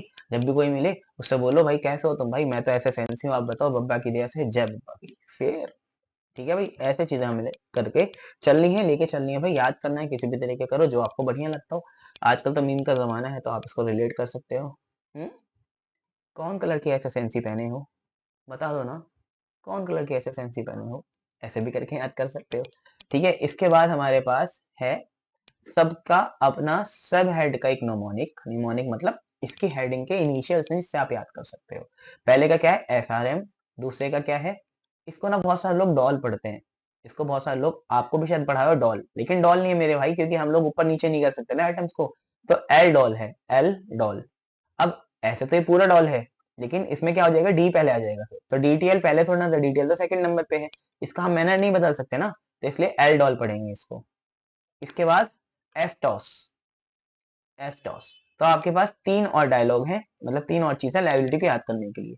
तो चार हेडिंग याद करने के लिए SSNC, जैसे कोई मिले कैसे हो भाई साहब? SSNC बब्बा की दया से शेयर। ठीक है, ये चीजें। इसके बाद SRM। तो एस के अंदर कितनी चीजें हैं? तीन चीजें हैं। SRM, SRM। ठीक है। SRM share capital for S, reserve surplus for R, M for money received against share warrant. इसके बाद L का मतलब लॉन्ग टर्म बोरिंग, D का मतलब डेफर्ड टैक्स लायबिलिटी, O का मतलब अदर लॉन्ग टर्म लायबिलिटीज, और L का मतलब लॉन्ग टर्म प्रोविजंस। इसके बाद एस्टॉस। एस्टॉस का मतलब क्या है? S का मतलब क्या है? Short term borrowings. इसके बाद T का मतलब ट्रेड पेबल, O का मतलब अदर करंट लायबिलिटीज, S का मतलब शॉर्ट टर्म प्रोविजंस। ठीक है, तो आप इस तरह याद करिए इसको। तो हमने यहीं पे ऐसी न्यूमेरिक बनाए, किसके लिए? असेट के लिए। असेट का थोड़ा सा लंबा न्यूमेरिक है, क्योंकि इसके अंदर आइटम ज्यादा है। तो इसका मेजर हेडिंग का न्यूमेरिक क्या है? NPDLOC। ठीक है, तो आप इसको कैसे बना सकते हो? LOC अलग कर लो, NPD अलग कर लो। और भाई क्या हाल चाल है? NPDLOC ऐसे करके कर सकते हो। भाई मेरा नाम है NPDLOC, बोले तो बुर्रा। ठीक है भाई, तो आप ऐसे याद कर सकते हो। तो आप इन दोनों चीजों को याद कर लो कि भाई आप SSNC NPDLOC की शादी में नहीं गए, तो ये तो गलत बात है। आपको SSNC और NPDLOC की शादी में जाना चाहिए था, तो अच्छी बात होती। तो इस तरह याद कर सकते हो। आपको मैंने एक कोड दे दिया भाई, SSNC पहला कोड, दूसरा कोड NPDLOC। इसको याद करोगे तो असेट याद हो जाएंगी, इसको याद करोगे तो लायबिलिटीज याद हो जाएंगे पूरी की पूरी। दैट डिपेंड्स अपॉन यू, आप इसको किस तरह से याद करते हो, लेकिन इनिशियल और न्यूमेरिक यही है। फिर इसके अंदर आपके क्या है? PICI। तो पिक्की बोल सकते हो इसको, पिक्की हो, या PC बोल सकते हो, PC, जैसा आपको सही लगे। इसमें इसमें क्या है? CITCSO। तो CITCSO ऐसे करके याद कर सकते हो। अब इसमें क्या है देखो, ऊपर क्या था कि अंदर आइटम ज्यादा थे, नीचे क्या है? अंदर आइटम कम है, हेडिंग ज्यादा है। तो इसमें क्या है? मेजर हेडिंग ज्यादा है एसेट्स में, और अंदर सब हेडिंग्स कम है। तो एसेट्स याद करना मेजर हेड वाला थोड़ा मुश्किल है, अंदर का थोड़ा इजी है। इसमें अंदर का थोड़ा टफ है, मेरी हेडिंग्स आसान है, तो आपके हाथ में, आप इसको कैसे याद करना चाहते हैं। मैं तो आपको बता दिया, जो भी मिले आपको, जो भी दोस्त मिले उसको बोलो और भाई एफएसएनसी बब्बा की जैसे शेर कैसा है तू, ठीक है। फुल फॉर्म भी याद रखना, बहुत बच्चे क्या होते हैं भाई, एसएसएनसी एसएसएनसी एसएसएनसी याद रह जाता है, NPD LOC NPD LOC NPD LOC सब याद हो जाता है, लेकिन पेपर में जाके यही भूल जाते हैं कि इसकी फुल फॉर्म क्या थी। अब वहां पे यही याद आ रहा है, शेर कौन सा चड्डी पहने हो, तो भाई ये सब चीजें ये नहीं करना। तो भाई हमें ये सब चीजें याद रखनी है कि हमें जो याद करना है वो पेपर तक याद भी रखना है। अगर हम भूल जाते हैं तो इन सब चीजों का कोई मायना नहीं है, कोई मतलब नहीं है, ठीक है भाई। अब सर वो मोमेंट आता है जहाँ पे मैं आपको अपना तरीका बताऊंगा, विच इज माई एक्सक्लूसिव तरीका, जो मैं अपने बच्चों को सिखाता हूँ, पढ़ाता हूँ, जो मेरे ऑफलाइन पढ़ते हैं उनको ये शायरी मैंने सुनाई भी होगी। शायरी से बेस करके हम लोग बैलेंस शीट याद कर सकते हैं। ये आगे की स्टार्ट करते हैं चीजें। आगे मैंने आपसे बोला था कि हम लोग ये इस तरीके से चीजों को सीखेंगे। चीजों का क्या मतलब, बैलेंस शीट को याद करने के कैसा तरीका सीखेंगे, जिस तरीके से हमें बैलेंस शीट बहुत आराम से याद हो जाएगी, है ना। आ जाओ। तो बैलेंस शीट याद करने के लिए मैंने आपको बोला था कि एक शायरी भी है, और मैंने आपको शॉर्ट वर्ड्स बताए थे, इनिशियल्स बताए थे, है ना। पहले मैंने आपको क्या बताया था, एसएसएनसी, और दूसरा एनपीडीएलओसी। तो ये दोनों याद रखोगे तो आपको मेजर हेडिंग्स याद रहेंगी। इसको याद रखोगे ग्रीन वाले को तो सब हेडिंग्स याद रहेंगी। पहले का था एसआरएम, दूसरे का था एल्डोल, तीसरे का था एस्टोस, चौथा था अपना पीसी, बोल सकते हो इसको पीआईसीआई, लेकिन याद रखना। इसके बाद सीआईटी सीएसओ। अब शायरी पे आ जाते हैं। अगर हम लोग शायरी के वे में इसको करें तो किस तरह कर सकते हैं, ठीक है। तो शायरी के वे में तो थोड़ा और इंटरेस्टिंग हो जाएगा मामला, ठीक है। देखो, तो हम लोग क्या करेंगे, हम लोग इनिशियल जो है ना हमारे पास, इनिशियल कौन कौन से अपने पास, देखो, एस एस आर, है ना, यही तो इनिशियल्स है। देखो मैं यहाँ पे लिख देता हूँ आपके लिए, यहाँ से बैलेंस शीट से भी हम लोग मैच कर लेते हैं ना उसको। देखो, एस एस आर एम यही है, चारों को मैंने एक साथ उठा लिया, एस एस आर एम, ठीक है। तो फर्स्ट मेरे पास क्या है, एस एस आर एम। तो इस तरह हम लोग चल रहे हैं। तो इनिशियल से हम लोग एक शायरी बना लेते हैं जिससे हमें फटाफट याद हो जाएंगी चीजें, ठीक है। देखो जी, एस एस आर एम। तो एस फॉर सितारो, ठीक है जी, एस फॉर से, आर फॉर रोज, एंड एम फॉर मिलना। तो इसमें क्या क्या चीजें हैं सर, यहाँ पे सितारे लिखा हुआ है, लेकिन इसका मतलब क्या है सर, शेयर होल्डर फंड, ठीक है। इसका मतलब शेयर कैपिटल, इसका मतलब रिजर्व एंड सरप्लस, और इसका मतलब हमारा money received against share warrant. तो आपको या तो डायरेक्ट याद कर लो, या तो इस तरह से कर लो जिस तरह से मैं समझा रहा हूँ। ये एक बेटर तरीका है फॉर योर अंडरस्टैंडिंग, क्योंकि आपको लंबे समय तक याद रहेगा। तो एस एस आर एम तो आपको यहाँ तक समझ में आ गया। इसका मतलब क्या हुआ, सितारों से रोज मिलना, सितारों से रोज मिलना। आगे, सपनों ने लिख दिया, सितारों से रोज मिलना, सपनों ने लिख दिया। तो ये क्या हो गया, एस एन एल डी। तो कहीं ना कहीं आपको शायरी याद हो जाएगी, तो इनिशियल्स अपने आप याद हो जाएंगे। देखो इनिशियल्स यही है अपने, इनिशियल्स यहाँ पे आके वही है, एस एन एल डी। तो यहाँ तक तो हो गया पहला, सितारों से रोज मिलना, सपनों ने लिख दिया, यहाँ से ओ एल सी एस। ये भी आप याद देख लेते हैं।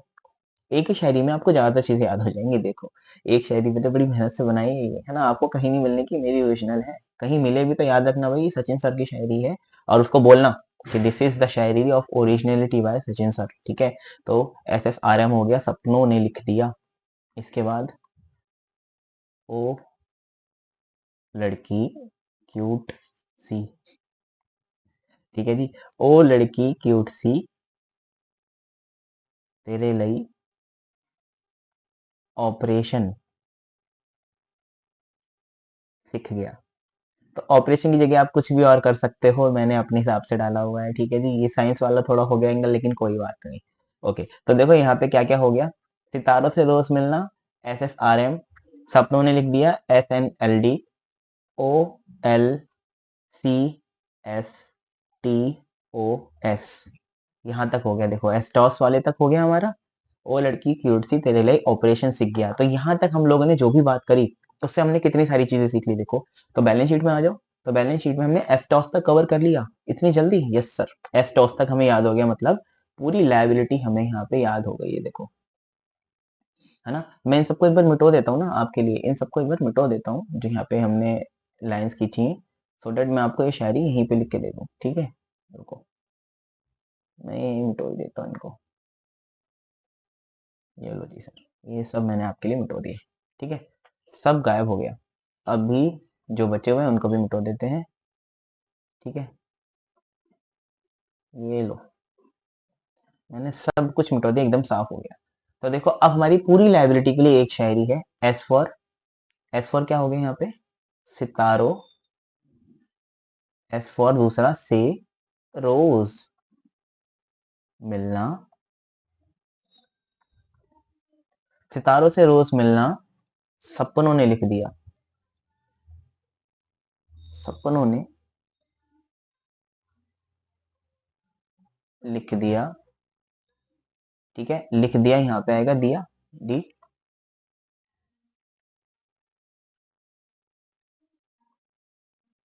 ओ लड़की क्यूट सी,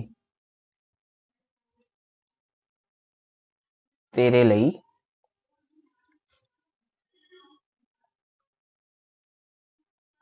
ऑपरेशन सीख गया। ठीक है जी, मजा आया। देखो अब इस शायरी को जरा सुर में पिरो दे। सितारों से रोज मिलना, सपनों ने लिख दिया। ओ लड़की क्यूट सी, तेरे लिए ऑपरेशन सीख गया। वाह वाह, गाना भी बना सकते हैं, शायरी भी बना सकते हैं, जैसा आपको ठीक लगता हो, लेकिन ये तरीका बेस्ट है भाई।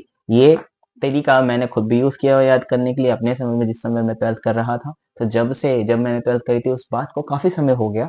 तो जब से मैंने ये लिख के रखा हुआ था अपने लिए, और जब से मैं सभी बच्चों को ये सिखाता हूँ, उनको भी लाइफ टाइम याद रहेगा। जब मुझे इतने सालों से ये शायरी याद है, तो आपको भी 100% रहने वाली है।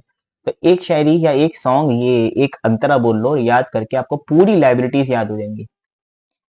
सर बस ऐसा नहीं होना चाहिए कि आपको ये तो याद हो गया, बट इससे रिलेटेड जो फुल फॉर्म्स है वो आप भूल गए। जैसे सितारों की फुल फॉर्म तो आप भूल ही गए। सितारों का मतलब होता है शेयर होल्डर फंड्स, है ना सर। सितारों का मतलब शेयर होल्डर फंड, से का मतलब share capital, reserve and surplus का मतलब रोज, मिलने का मतलब money received against share warrant, S का मतलब share application money pending allotment, N का मतलब नॉन करंट लायबिलिटी, एल का मतलब लॉन्ग टर्म बोरिंग, डी का मतलब डी टी एल, ओ का मतलब other long term liability, sorry borings, borings नहीं लायबिलिटी सी होगा। लॉन्ग टर्म प्रोविजन, सी का मतलब current liability, short term borrowing, trade payable, other current liabilities and short term provision. तो ये सब चीजें भी आपको फुल फॉर्म याद रखनी है। कुछ बच्चे ये भी याद रख सकते हो, S S R M, S N L D O L, C S T O S, तो ऐसे भी आप याद रख सकते हो। एस एन सी, ठीक है, एस एस एन सी पहला हुआ, उसके बाद सब हेडिंग्स को एक साथ याद रख लो, एस आर एम, एल्डोल और एस्टॉस, तो ऐसे याद रख लो, या फिर जो मैंने बढ़िया तरीका बताया इसको याद रख लो। इसके बाद वाली असेट वाली तो आसान है, तो असेट वाली के लिए कोई शायरी की जरूरत है? हाँ सर है, बिल्कुल है। मैंने तो दोनों के लिए बनाई थी, तो मैं आपको दोनों बताऊंगा ना, एज अ टीचर आपको सब कुछ बताऊंगा मैं। ठीक है, ये देख लीजिए। अब इसके बाद हमारे पास स्टार्ट होता है पी आई सी आई। ठीक है, पी आई सी आई, हमारे पास क्या क्या चीजें हैं देखो यहाँ पे। एक पी और रह गया ना, एक पी रह गया, क्योंकि हमारा हेडिंग में भी तो एक पी आएगा। देखो असेट में हमारे पास सबसे पहले आएगा एक पी यहाँ पे, है ना। ये मेन हेडिंग जो अपनी मेन हेड है, मेजर हेड है, ये हो गया property plant and equipment and intangible assets. तो P P P I C I, P P I C I, तो पी पी आई सी आई होगा यहाँ पे। ठीक है जी, चलो। पी आई सी आई के पहले भी एक पी है, तो उसको भी लिख लेते हैं। ठीक है जी, इसके बाद हमारे पास क्या है, एन डी एल। तो यहाँ तक की एक अलग शायरी है, इसके बाद के लिए फिर एक अलग शायरी है। तो यहाँ से क्या है शायरी देखो, ये लॉन्डो को हिट कर जाएगी, कोई बात नहीं। पुराना प्यार, ठीक है जी, पुराना प्यार इंटेंजिबल हो गया। पुराना प्यार इंटेंजिबल हो गया, क्यूटी इतने नखरे, उफ, दिल ले गया।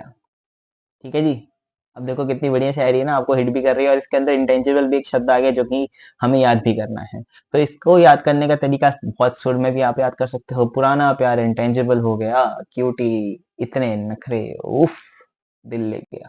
तो ये आप चीजें याद कर सकते हो अपने तरीके से। मुझे बोलते हुए भी ये हंसी आ रही है कि मैं इस तरह पढ़ा रहा हूँ, but yes, this is the way that you learn balance sheet. But हाँ, ये बहुत इफेक्टिव तरीका है, आपको उससे चीजें याद रहेंगी। लेकिन यहाँ पे आप शायरी याद करने के चक्कर में मेन चीज मत भूल जाना। पुराने का मतलब क्या है? Property, plant and equipment and intangible assets. P का मतलब पीपीई।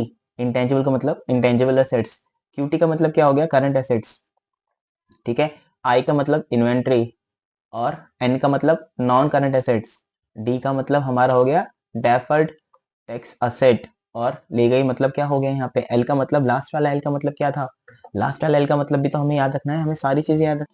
शायरी मजा आया ना पढ़ के? चलो अब इसको हम लोग लिंक भी कर लेते हैं, क्योंकि इसके चक्कर में मेन चीज नहीं भूलनी हमको। देखो भाई, तो यहाँ पे हम लोग आ जाते हैं फटाफट। तो हमारी जो शायरी थी वो मैं यहाँ पे इसकी तरह ही लिख देता हूँ जैसे हमने पहले लिखा था, है ना। लिख देता हूँ, रुको 1 मिनट रुको, बस 1 सेकंड मुझे दो। मैं इन सबको यहाँ से मिटो दूँ, जब भी तो आप इस शायरी को भी यहाँ पे रिमेम्बर कर पाओगे ना। मिटो देता हूँ 1 मिनट। इरेजर है, इरेजर से इसे मिटो देते हैं।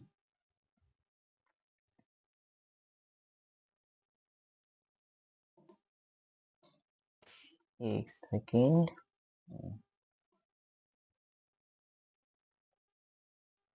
देखो, शायरी पढ़ने में मजा बहुत आता है, लेकिन शायरी आपको याद रह जाएगी और मेन चीज भूल जाओगे तो उस चीज का कोई भी फायदा नहीं होगा। अब मैं लिंक करा रहा हूँ शायरी को, फटाफट हम लोग ये करके इसको चीज को खत्म करते हैं, बैलेंस शीट को। ठीक है, वन शॉट में हमने बैलेंस शीट पूरी खत्म कर ली है। देखो इसका मतलब फटाफट हम लोग देख लेते हैं। यहाँ से स्टार्ट था ना, पहले वाला का क्या मतलब था? पुराना। सेकंड का मतलब प्यार। आई का मतलब इंटेंजिबल। ठीक है जी। सी का मतलब पुराना प्यार। हमारा यहाँ पे क्या है? यहाँ पे सी है, तो डबल पी था। ठीक है जी। इसके बाद इंटेंजिबल हो गया। सी का मतलब क्यूटी।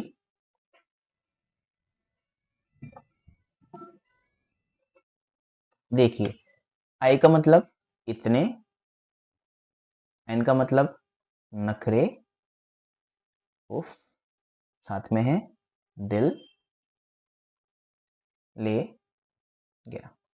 तो यहां तक हमने कर लिया अपना, यहां से लेके यहां तक हमने कवरेज कर ली पूरी की पूरी। अब इसके बाद हमारे पास बाकी चीजें हैं जो ओ से स्टार्ट है ना, ओ वाली चीजें हैं। ओ वाली चीजें भी हम लोग देख लेते हैं। ओ वाली चीजें थोड़ी बड़ी हैं, क्योंकि इसके लिए मुझे बनाना थोड़ा कठिन पड़ रहा था, तो कोई बात नहीं। तो ओ भी देख लेते हैं। यहाँ पे हम लोगों ने पूरा पूरा, मैंने मतलब कोशिश करी है कि मैं पूरा लिंक कर पाऊँ, तो मैंने पूरा लिखा है। Other non current asset, other non current asset थे हम। अदर नॉन करंट असेट थे हम। ठीक है जी। अदर नॉन करंट असेट थे हम। करंट असेट थी वो। इसका मतलब भी मैं अभी आपको समझाऊंगा लॉजिकली। ठीक है जी। अदर नॉन करंट असेट थे हम, करंट असेट थी वो। करंट इन्वेस्टमेंट उसकी। करंट इन्वेस्टमेंट उसकी। इन्वेंट्री। इन्वेंट्री करंट असेट थी वो। करंट इन्वेस्टमेंट उसकी। इन्वेंट्री हिला गई हमारी। इसका कुछ गलत मतलब मैं निकालना लौंडा, तुम बहुत बदतमीज हो, मुझे पता है। लाइव क्लास में भी और जैसे मैं बच्चों की क्लास लेता हूं, तो मुझे पता है बच्चे कितने हरामी होते हैं भाई साहब। ट्रेड रिसीवेबल भी जीरो हो गए। ट्रेड रिसीवेबल भी जीरो हो गए, और ये वाला सी मैं थोड़ा साफ साफ लिख दूं, और है ना, ट्रेड रिसीवेबल भी जीरो हो गए। खत्म हो गए सारे कैश। ट्रेड रिसीवेबल भी जीरो हो गए, खत्म हो गए सारे कैश। इसके बाद short term loans and advance दिए उसको सारे। दिए उसको सारे। Short term loans and advance दिए उसको सारे।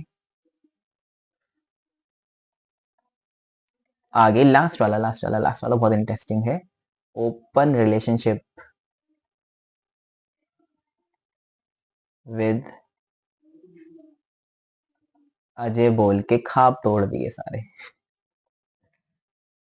इसको सुन के लौंडे रोएंगे। खाब तोड़ दिए सारे। ठीक है जी। अब देखो, यहां से स्टार्ट करते हैं। अदर नॉन करंट एसेट थे हम। अदर नॉन करंट एसेट मतलब, नॉन करंट एसेट मतलब क्या? हम लोग फिक्स थे भाई, हम लोगों का था फुल टाइम, मतलब जिंदगी भर साथ निभाने का इरादा। करंट एसेट थी वो जो 12 महीने से कम टिकती है ना। रिलेट कर सकते हो, वेरी गुड। करंट इन्वेस्टमेंट उसकी, मतलब उसने जो हमारे साथ करंट इन्वेस्टमेंट करी, हम तो लॉन्ग टर्म समझ रहे थे। इन्वेंट्री हिला दिया भाई, इन्वेंट्री मतलब हमारा सारा का सारा माल हिला दिया। माल मतलब दिल, ठीक है भाई, माल मतलब दिल, और कुछ नहीं सोचना। के बाद ट्रेड रिसीवेबल भी जीरो है, ट्रेड जीरो हो गए लिखना है यहाँ पे, ठीक है, ट्रेड रिसीवेबल भी जीरो हो गए। हमने अपना सारा पैसा लुटा दिया, खत्म हो गए सारे कैश। इन दोनों का मतलब यही है, हमारे पैसा जो हमें किसी से लेना था वो भी लेके हमने सारा तेरे ऊपर लुटा दिया। Short term loans and advance भी थी उसको सारे, मतलब हमने उसको सारे बहुत सारा पैसा भी खिलाया। लेकिन फिर भी उसने लास्ट में क्या बोला, ओपन रिलेशनशिप विद अजय बोल के खाप तोड़ दिए सारे। जय बप्पा की। तो आपको ये चीजें याद रखनी है भाई, मैंने आपके लिए सारी चीजें लिख दी, सारी शायरी भी लिख दी, हर तरीके से आपको समझाने की कोशिश मैंने करी है। ये वाली शायरी आप फटाफट याद कर लेंगे सारी की सारी, और आपको सारी चीजें समझ में आ जाएंगी। अब रही बात इन नोट्स की, अगर आपके ये नोट्स चाहिए तो आप मुझे कांटेक्ट कर सकते हैं इस नंबर पे, उसकी डिटेल मैं आपको वहां पे प्रोवाइड करा दूंगा। इसके बाद अब हमारे पास सीखने के लिए क्या बचा हुआ है, इसके बाद भी हमारे पास सीखने के लिए एक चीज बची हुई है, विच इज नोन एज, एक सेकेंड, जो हमारे पास सीखने के लिए और चीज बची है जी, एक चीज और सीखने के लिए बची है हमारे पास, जिसको बोलते हैं statement of profit and loss. वो अब हम लोग और देख लेते हैं। आइए statement of profit and loss भी देख लेते हैं।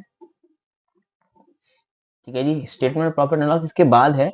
हालांकि वो लेस इंपॉर्टेंट है आपके लिए, लेकिन भाई वो भी करना जरूरी है। अब नोट्स होंगे ना तो आप ये सारी चीजें एक बार देख भी सकते हो, समझ के फिर याद भी कर सकते हो, क्योंकि इसमें 100 आइटम लगभग हैं। ठीक है जी, चलो। अब हमारे पास आ गया पार्ट 2 शेड्यूल 3। पार्ट 1 हमने बैलेंस शीट देखा, पार्ट 2 हमारा प्रॉफिट एंड लॉस अकाउंट का है। अब क्योंकि स्टेटमेंट के फॉर्म में बनता है, वर्टिकल फॉर्म में बनता है, इसलिए इसको स्टेटमेंट बोल रहे हैं और अकाउंट नहीं बोल रहे, क्योंकि अकाउंट हमने शुरू से पढ़ा है। Account is what, account is T shaped statement, right. तो अकाउंट बोलने के लिए एक स्टेटमेंट को टी शेप होना जरूरी है, क्योंकि अकाउंट नहीं है इसलिए इसको statement of profit and loss बोल रहे हैं, शॉर्ट में बोलेंगे एसपीएल आज से। जिसको हम पहले P&L अकाउंट बोलते थे, अब उसको एसपीएल बोलेंगे। It is not an account, not an ledger, क्योंकि लेजर टी शेप होते हैं हमेशा, तो वो टी शेप वाला लेजर ये नहीं है, ये एक वर्टिकल फॉर्म में तो स्टेटमेंट है।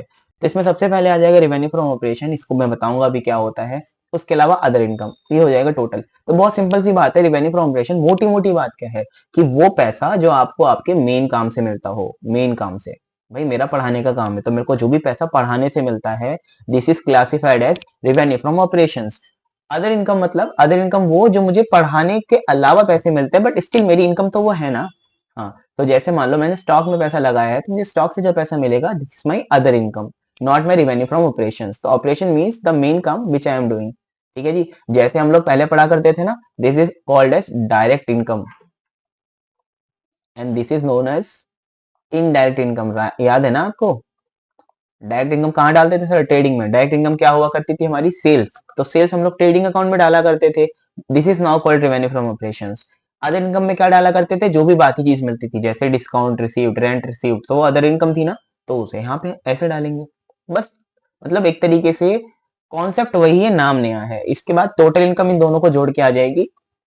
आपको पता है इन स्टेटमेंट्स हम लोग प्रीवियस ईयर और करंट ईयर का लिखते हैं, लेकिन सर अगर प्रीवियस ईयर का डेटा ही उपलब्ध नहीं है तो भी कोई बात नहीं, फॉर्मेट ऐसे ही बनाओ, फिर उसको खाली छोड़ देना, कोई दिक्कत नहीं है।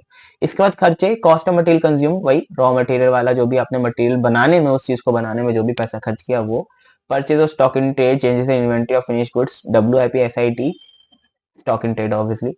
Employ benefit expenses, finance cost, depreciation and amortisation और अदर एक्सपेंसेस। इसमें से कुछ एक्सपेंस आप अच्छे से समझ रहे हो, जान रहे हैं, जैसे कॉस्ट ऑफ मटेरियल कंज्यूम्ड, इसको मैं निकालना भी अभी आपको सिखा दूंगा नीचे नोट में। इसका मतलब क्या होता है कि आपने साल के दौरान जो रॉ मटेरियल यूज किया है उसकी क्या कॉस्ट थी। Okay sir. इसके बाद purchase of stock in trade, आपने कितना स्टॉक परचेज किया जो आपने स्टॉक इन ट्रेड करके रखा है।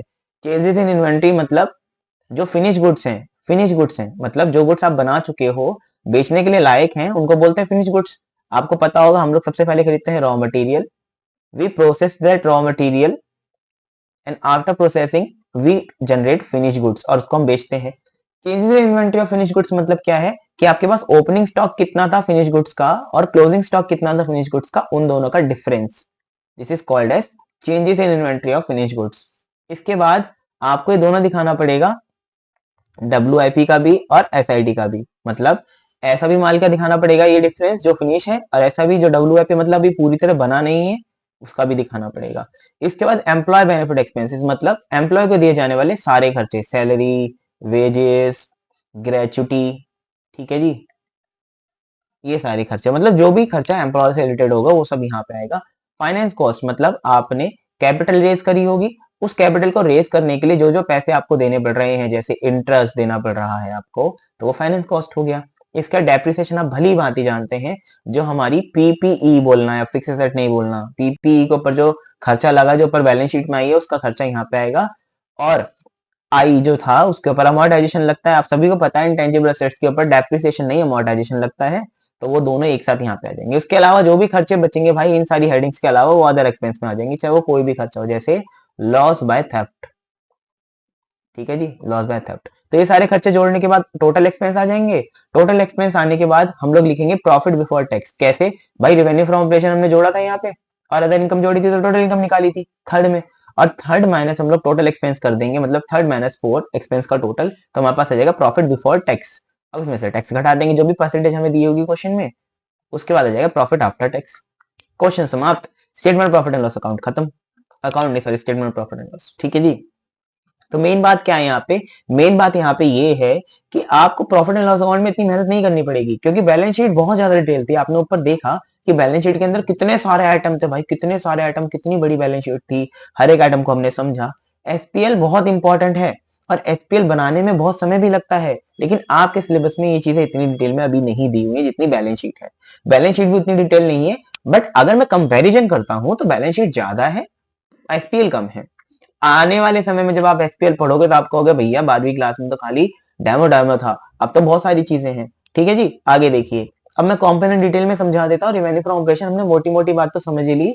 रिवेन्यू फ्रॉम ऑपरेशन का मतलब वो काम जो, मतलब मेनली जो हम काम करते हैं उससे आने वाला पैसा। This represent the core income generated by the company from its primary business activity, है ना सर। इसमें क्या क्या आता है, sale of product, sale of services, example भी दिए हैं, खुद ही पढ़ लेना, समझ में आ जाएगा। अदर ऑपरेटिंग रेवेन्यू, जैसे revenue from activity relating to primary operation such as export incentive और कमीशन इनकम। जैसे अब मान लो मेरी मेन इनकम क्या है सर, मैं बच्चों को पढ़ाता हूँ, मैं ट्यूटर हूँ, तो मेरी मेन इनकम तो बच्चों से ही आती है एज माई फीस।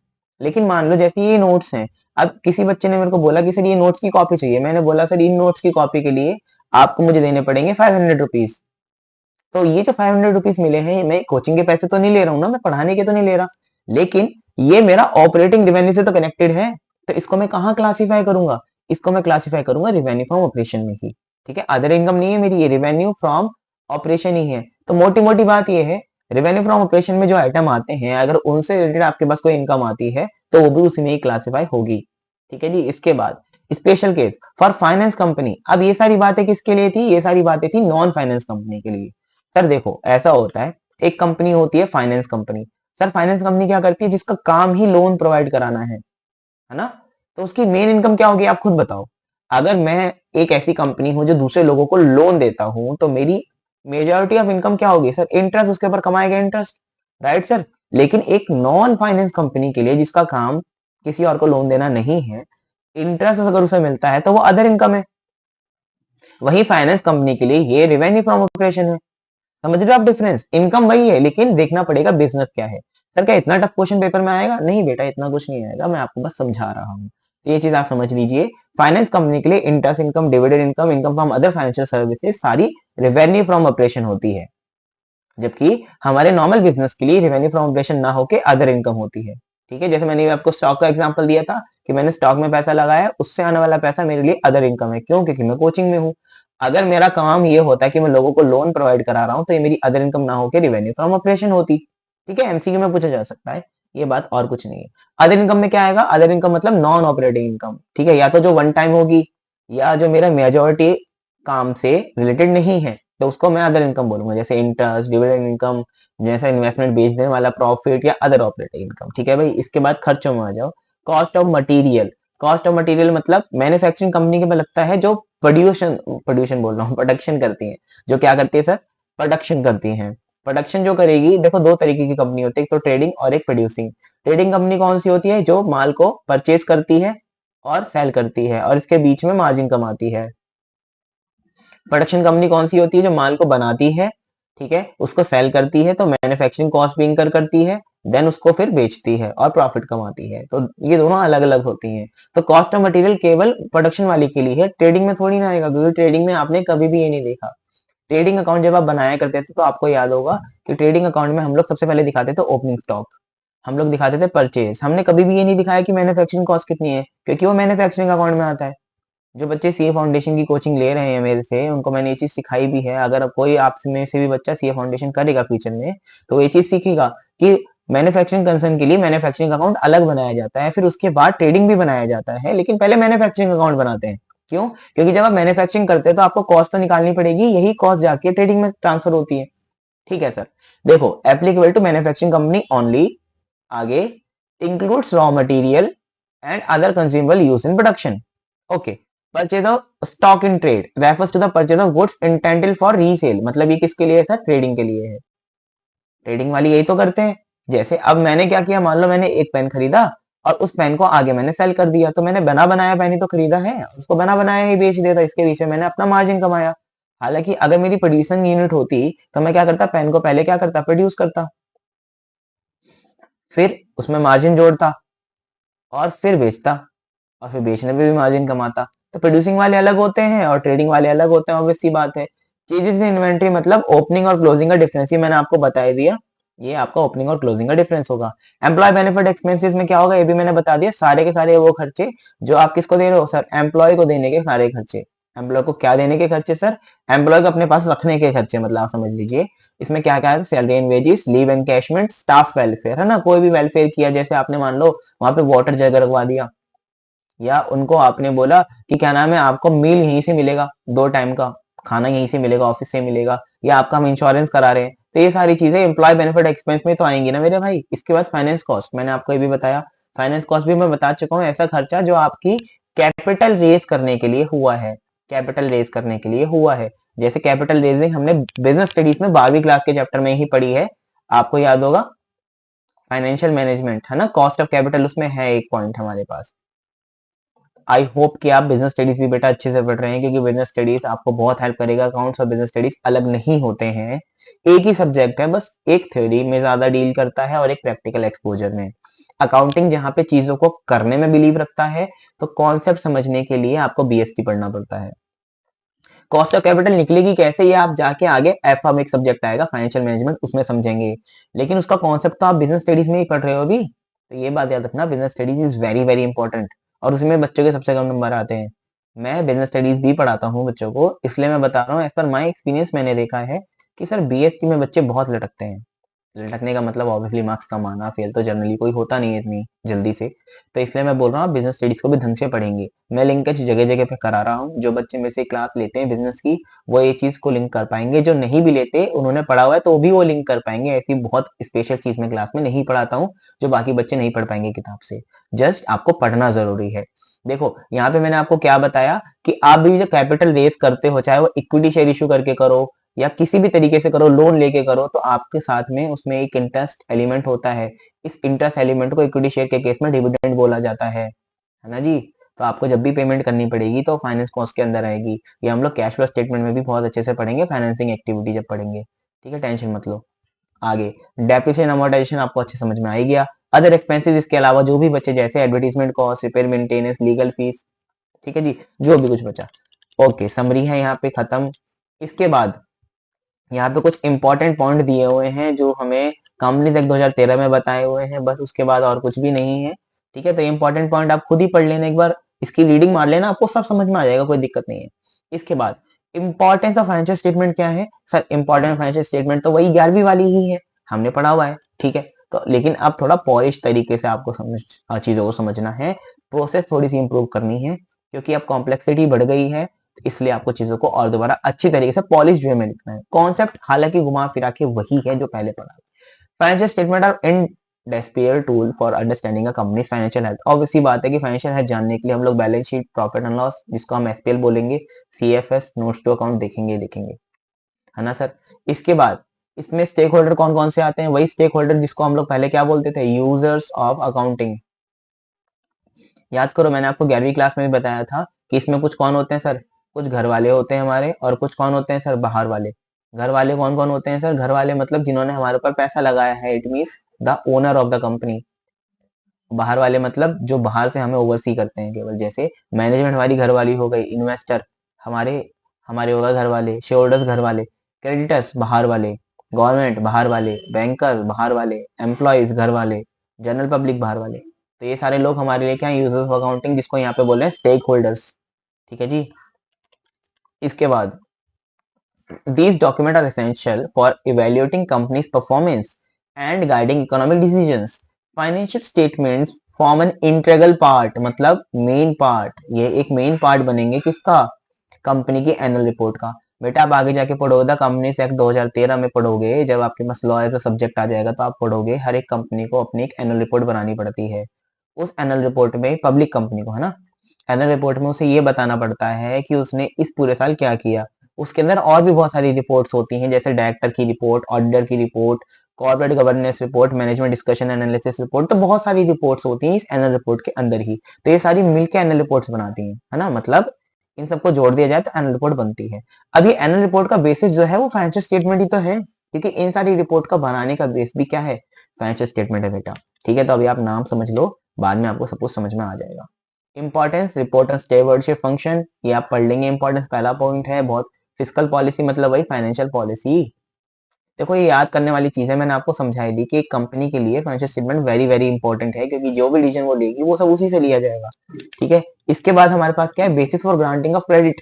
अगर आप बैंक से लोन लेने जाते हो तो सबसे पहले पूछेंगे कि आपकी फाइनेंशियल स्टेटमेंट में, एसपीएल में कितना प्रॉफिट है सर, बैलेंस शीट में आपकी क्या पोजीशन है सर, उसके बेस पे आपको लोन दिया जाएगा। तो ये भी जरूरी है। Guide for prospective investment, investment बोल रहा हूँ, इन्वेस्टमेंट भी और इन्वेस्टर्स भी, मतलब कि मान लो एक मिस्टर अजय हैं जिनके पास 1 करोड़ रुपए है, वो किसी कंपनी में इन्वेस्ट करना चाहते हैं, वो कैसे करेंगे, वो सर हर कंपनी का बैलेंस शीट देखेंगे, एसपीएल देखेंगे, है ना, और एक टूल यूज करेंगे रेशियो एनालिसिस, जो हम लोग पढ़ेंगे अपने पास इसी में ही अगला चैप्टर है रेशियो एनालिसिस। तो रेशियो एनालिसिस करेंगे। वो रेशियो एनालिसिस करने के लिए आपको दोनों चीज चाहिए, एसपीएल भी चाहिए, बैलेंस शीट भी चाहिए। तो भाई इन्वेस्टर को पता कैसे चलेगा कोई कंपनी अच्छी है बुरी है, रेशियो एनालिसिस करके। रेशियो एनालिसिस कैसे होगा, इन दोनों के बेस पे। अगर रेशियो एनालिसिस समझ नहीं आ रहा तो भी ये समझ लो वो कैसे देखेगा कोई कंपनी अच्छी है बुरी है, वो ये तो देखेगा सर उसका प्रॉफिट ज्यादा है कम है, प्रॉफिट ज्यादा तो कंपनी अच्छी। भाई क्राइटेरिया तो यही माना गया है। तो वो प्रॉफिट पता कहां से चलेगा सर, एसपीएल से, और एसपीएल किसका हिस्सा है सर, फाइनेंशियल स्टेटमेंट का। तो ये हमारे लिए एक गाइड की तरह यूज होता है इन्वेस्टर्स के लिए। Guide to value existing investment. अब ऊपर लिखा था जो नए इन्वेस्टर है उनके लिए, मतलब अभी जो बाहर वाले हैं, लेकिन एग्जिस्टिंग इन्वेस्टमेंट मतलब मान लो एक मिस्टर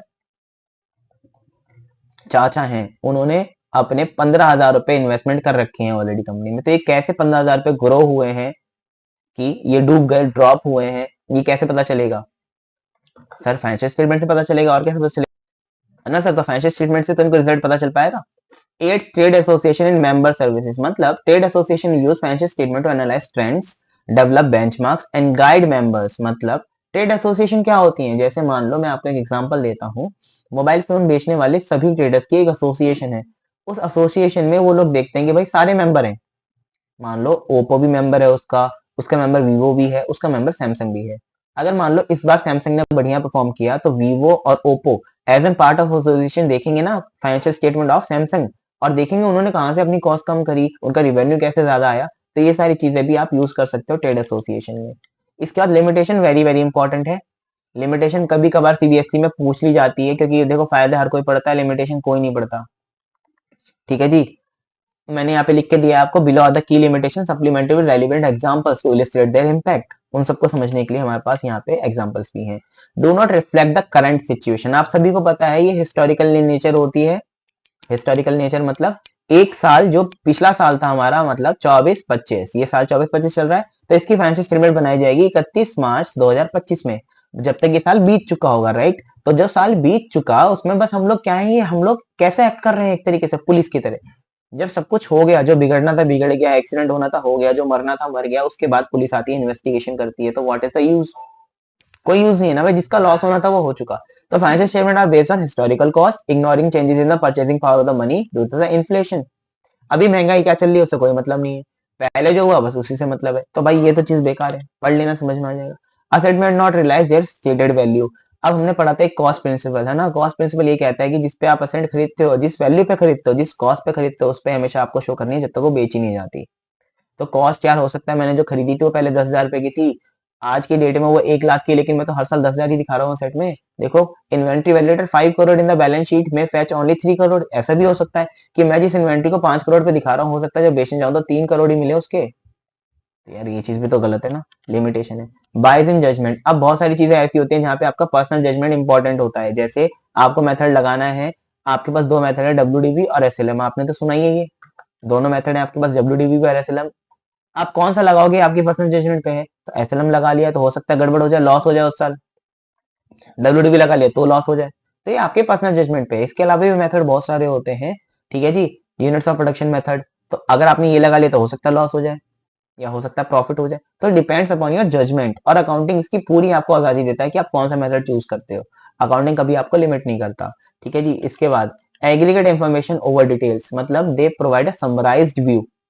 अब तुमने बैलेंस शीट में देखा कि भाई बैलेंस शीट ऑन फेस मतलब ऑन फ्रंट एक समरी ही तो है, डिटेल्ड फिगर की। आप खुद सोचो आपने क्या क्या नहीं किया भाई। आपने बनाया जर्नल बनाया सर, आपने लेजर बनाया, आपने बनाया सर कैश बुक बनाई, आपने बनाई सर परचेज बुक बनाई, आपने परचेज रिटर्न बुक तक बनाई। इन सबका निचोड़ ही तो है बैलेंस शीट के अंदर, एसपीएल के अंदर।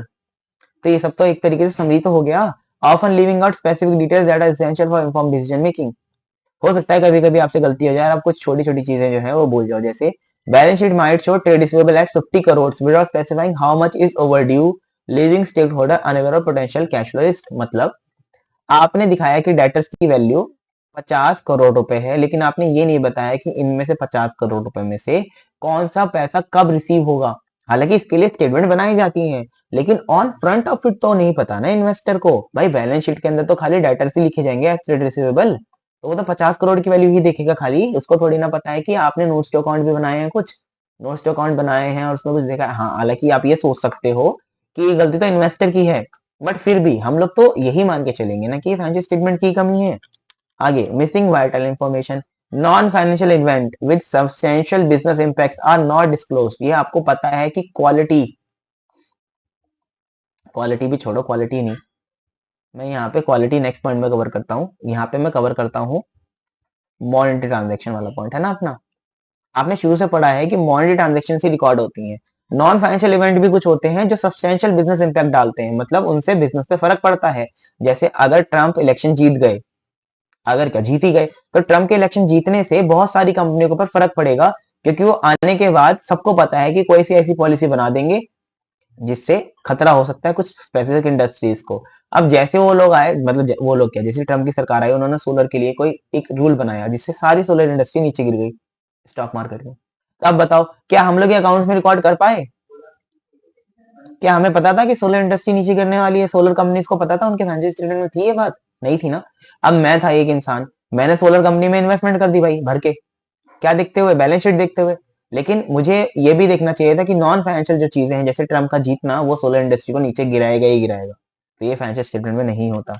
इसके बाद क्वालिटेटिव इंसाइट भी नहीं होते। कोई मैनेजर कितना ज्यादा अच्छा है, कोई मैनेजर कितना ज्यादा ऑनेस्ट है, इसकी कोई भी बात अकाउंट्स में नहीं करी जाती, क्योंकि वो मॉनेटरी टर्म्स में नहीं नापा जा सकता, which is a very bad factor. कोई इंसान अगर अच्छा है तो उससे हमारे अकाउंट्स, हमारी कंपनी बेटर बनती है। Financial statement focus only on monetary data, ignoring critical qualitative aspect like employee satisfaction, work environment और industry trend। अगर एक कंपनी ऐसी है जहाँ पे एम्प्लॉय बार बार ऑर्गेनाइजेशन को छोड़ के जाते हैं, तो वो कंपनी गंदी है ना, बेकार है, तो उसको गंदा ही माना जाएगा मार्केट में भी। लेकिन अकाउंट्स में ये चीजें रिकॉर्ड नहीं होती। Interim nature, financial statement provide a snapshot of the performance for a specific period or particular date, failing to reflect long term trend और future uncertainties। तो सिंपल सी बात है, फ्यूचर ओरिएंटेड नहीं है भाई, ये फ्यूचर प्रोडिक्ट नहीं कर सकती। जैसा वो हिस्टोरिकल वाले ही पॉइंट है, बस घुमा फिरा के पॉलिश करके लिखा हुआ है हमने, और कोई भी बात नहीं है ना। घुमा फिरा के तो लिखा है पॉलिश करके, तो फ्यूचर प्रोडिक्शन नहीं हो सकता, क्योंकि हिस्टोरिकल डेटा के ऊपर बेस्ड है। तो पिछली बातें बताएगा, आने वाले समय में कोई बात नहीं बताएगा। क्वेश्चंस हम इस वीडियो में कवर नहीं करेंगे, क्वेश्चंस आप खुद प्रैक्टिस कर सकते हैं, ठीक है जी। रिविजन्स मैंने आपको पूरी कंप्लीट करा दी, मेरे हिसाब से मैंने आपको हर एक चीज बहुत डिटेल में समझाई है। इतना डिटेल में ही मैं अपनी लाइव क्लासेस में भी समझाता हूँ, और सब जगह पे मैं इतना ही डिटेल समझाता हूँ। बस हाँ, जैसे मैंने यहाँ पे आपको 20 समझाया, तो वहां 40 समझाता हूँ। डबल का इम्पैक्ट होता है समझने में, लेकिन कंटेंट तो यही रहता है मेरे भाई, नोट्स यही रहते हैं जिससे हम पढ़ते हैं क्लास में। ये नोट्स मैंने अपने हाथों से बनाए हैं, और ये बहुत ही, आप बोल सकते हैं, वैल्यूएबल हैं आपके लिए, क्योंकि आप जो भी बुक रेफर करते हो, फॉलो करते हो, उन सब में उन सब में ये बेहतर माने जाते हैं। मतलब मैं ये नहीं बोल रहा, स्टूडेंट्स बोलते हैं, क्योंकि इसके अंदर ना चीजें क्रिप्स हैं। ठीक है, मेरा थोड़ा एस का प्रॉब्लम है, बट कोई बात नहीं, मेरा कहने का मतलब आप समझ ही गए होंगे। मतलब ऑन पॉइंट है चीजें, एक्स्ट्रा चीजें मैंने ऑलरेडी इसमें से हटा दी हैं, सिर्फ ऑन पॉइंट चीजें ही डाली हैं। छोटे हैं, समराइज और प्रिसाइज दोनों हैं। ठीक है, इसलिए काम आपको आते हैं। चलिए, हमने पूरी की पूरी चैप्टर को खत्म कर लिया वन शॉट में। आशा करता हूँ कि आपको वीडियो पसंद आई हो। अपने भाई बहनों के साथ, अपने सहपाठियों के साथ, जिसके साथ में आप क्लास में पढ़ते हैं, क्लासमेट के साथ ये जरूर शेयर करना। और अगर आपको कोई भी डाउट होगा तो नीचे कमेंट करना। और एक काम मैंने आपको और दिया था कि इन अंकल की, जिनके मैंने यहाँ पे फोटो लगाई है, जिनका नाम पोवेल है, मिस्टर पोवेल साहब, वो कौन है, आपको कमेंट में करके बताना है। कमेंट करके बताना है कि पोवेल साहब कौन है, इनके क्या क्या अचीवमेंट लाइफ में रही, ये कहाँ के रहने वाले थे, इंडिया यूएसए कहाँ के। पेपर अच्छे से देना सर। और मेरी तरफ से और कोई आपके लिए हेल्प हो पाएगी तो मैं जरूर करना चाहूंगा। इसके अलावा हम लोग बाकी चैप्टर्स का भी वन शॉट लेके आएंगे आपके लिए। टेंशन नॉट, पढ़ते रहिए और बढ़ते रहिए। Best of luck. मिलते हैं अगले सेशन में अगले चैप्टर के साथ। ठीक है जी, बाय बाय।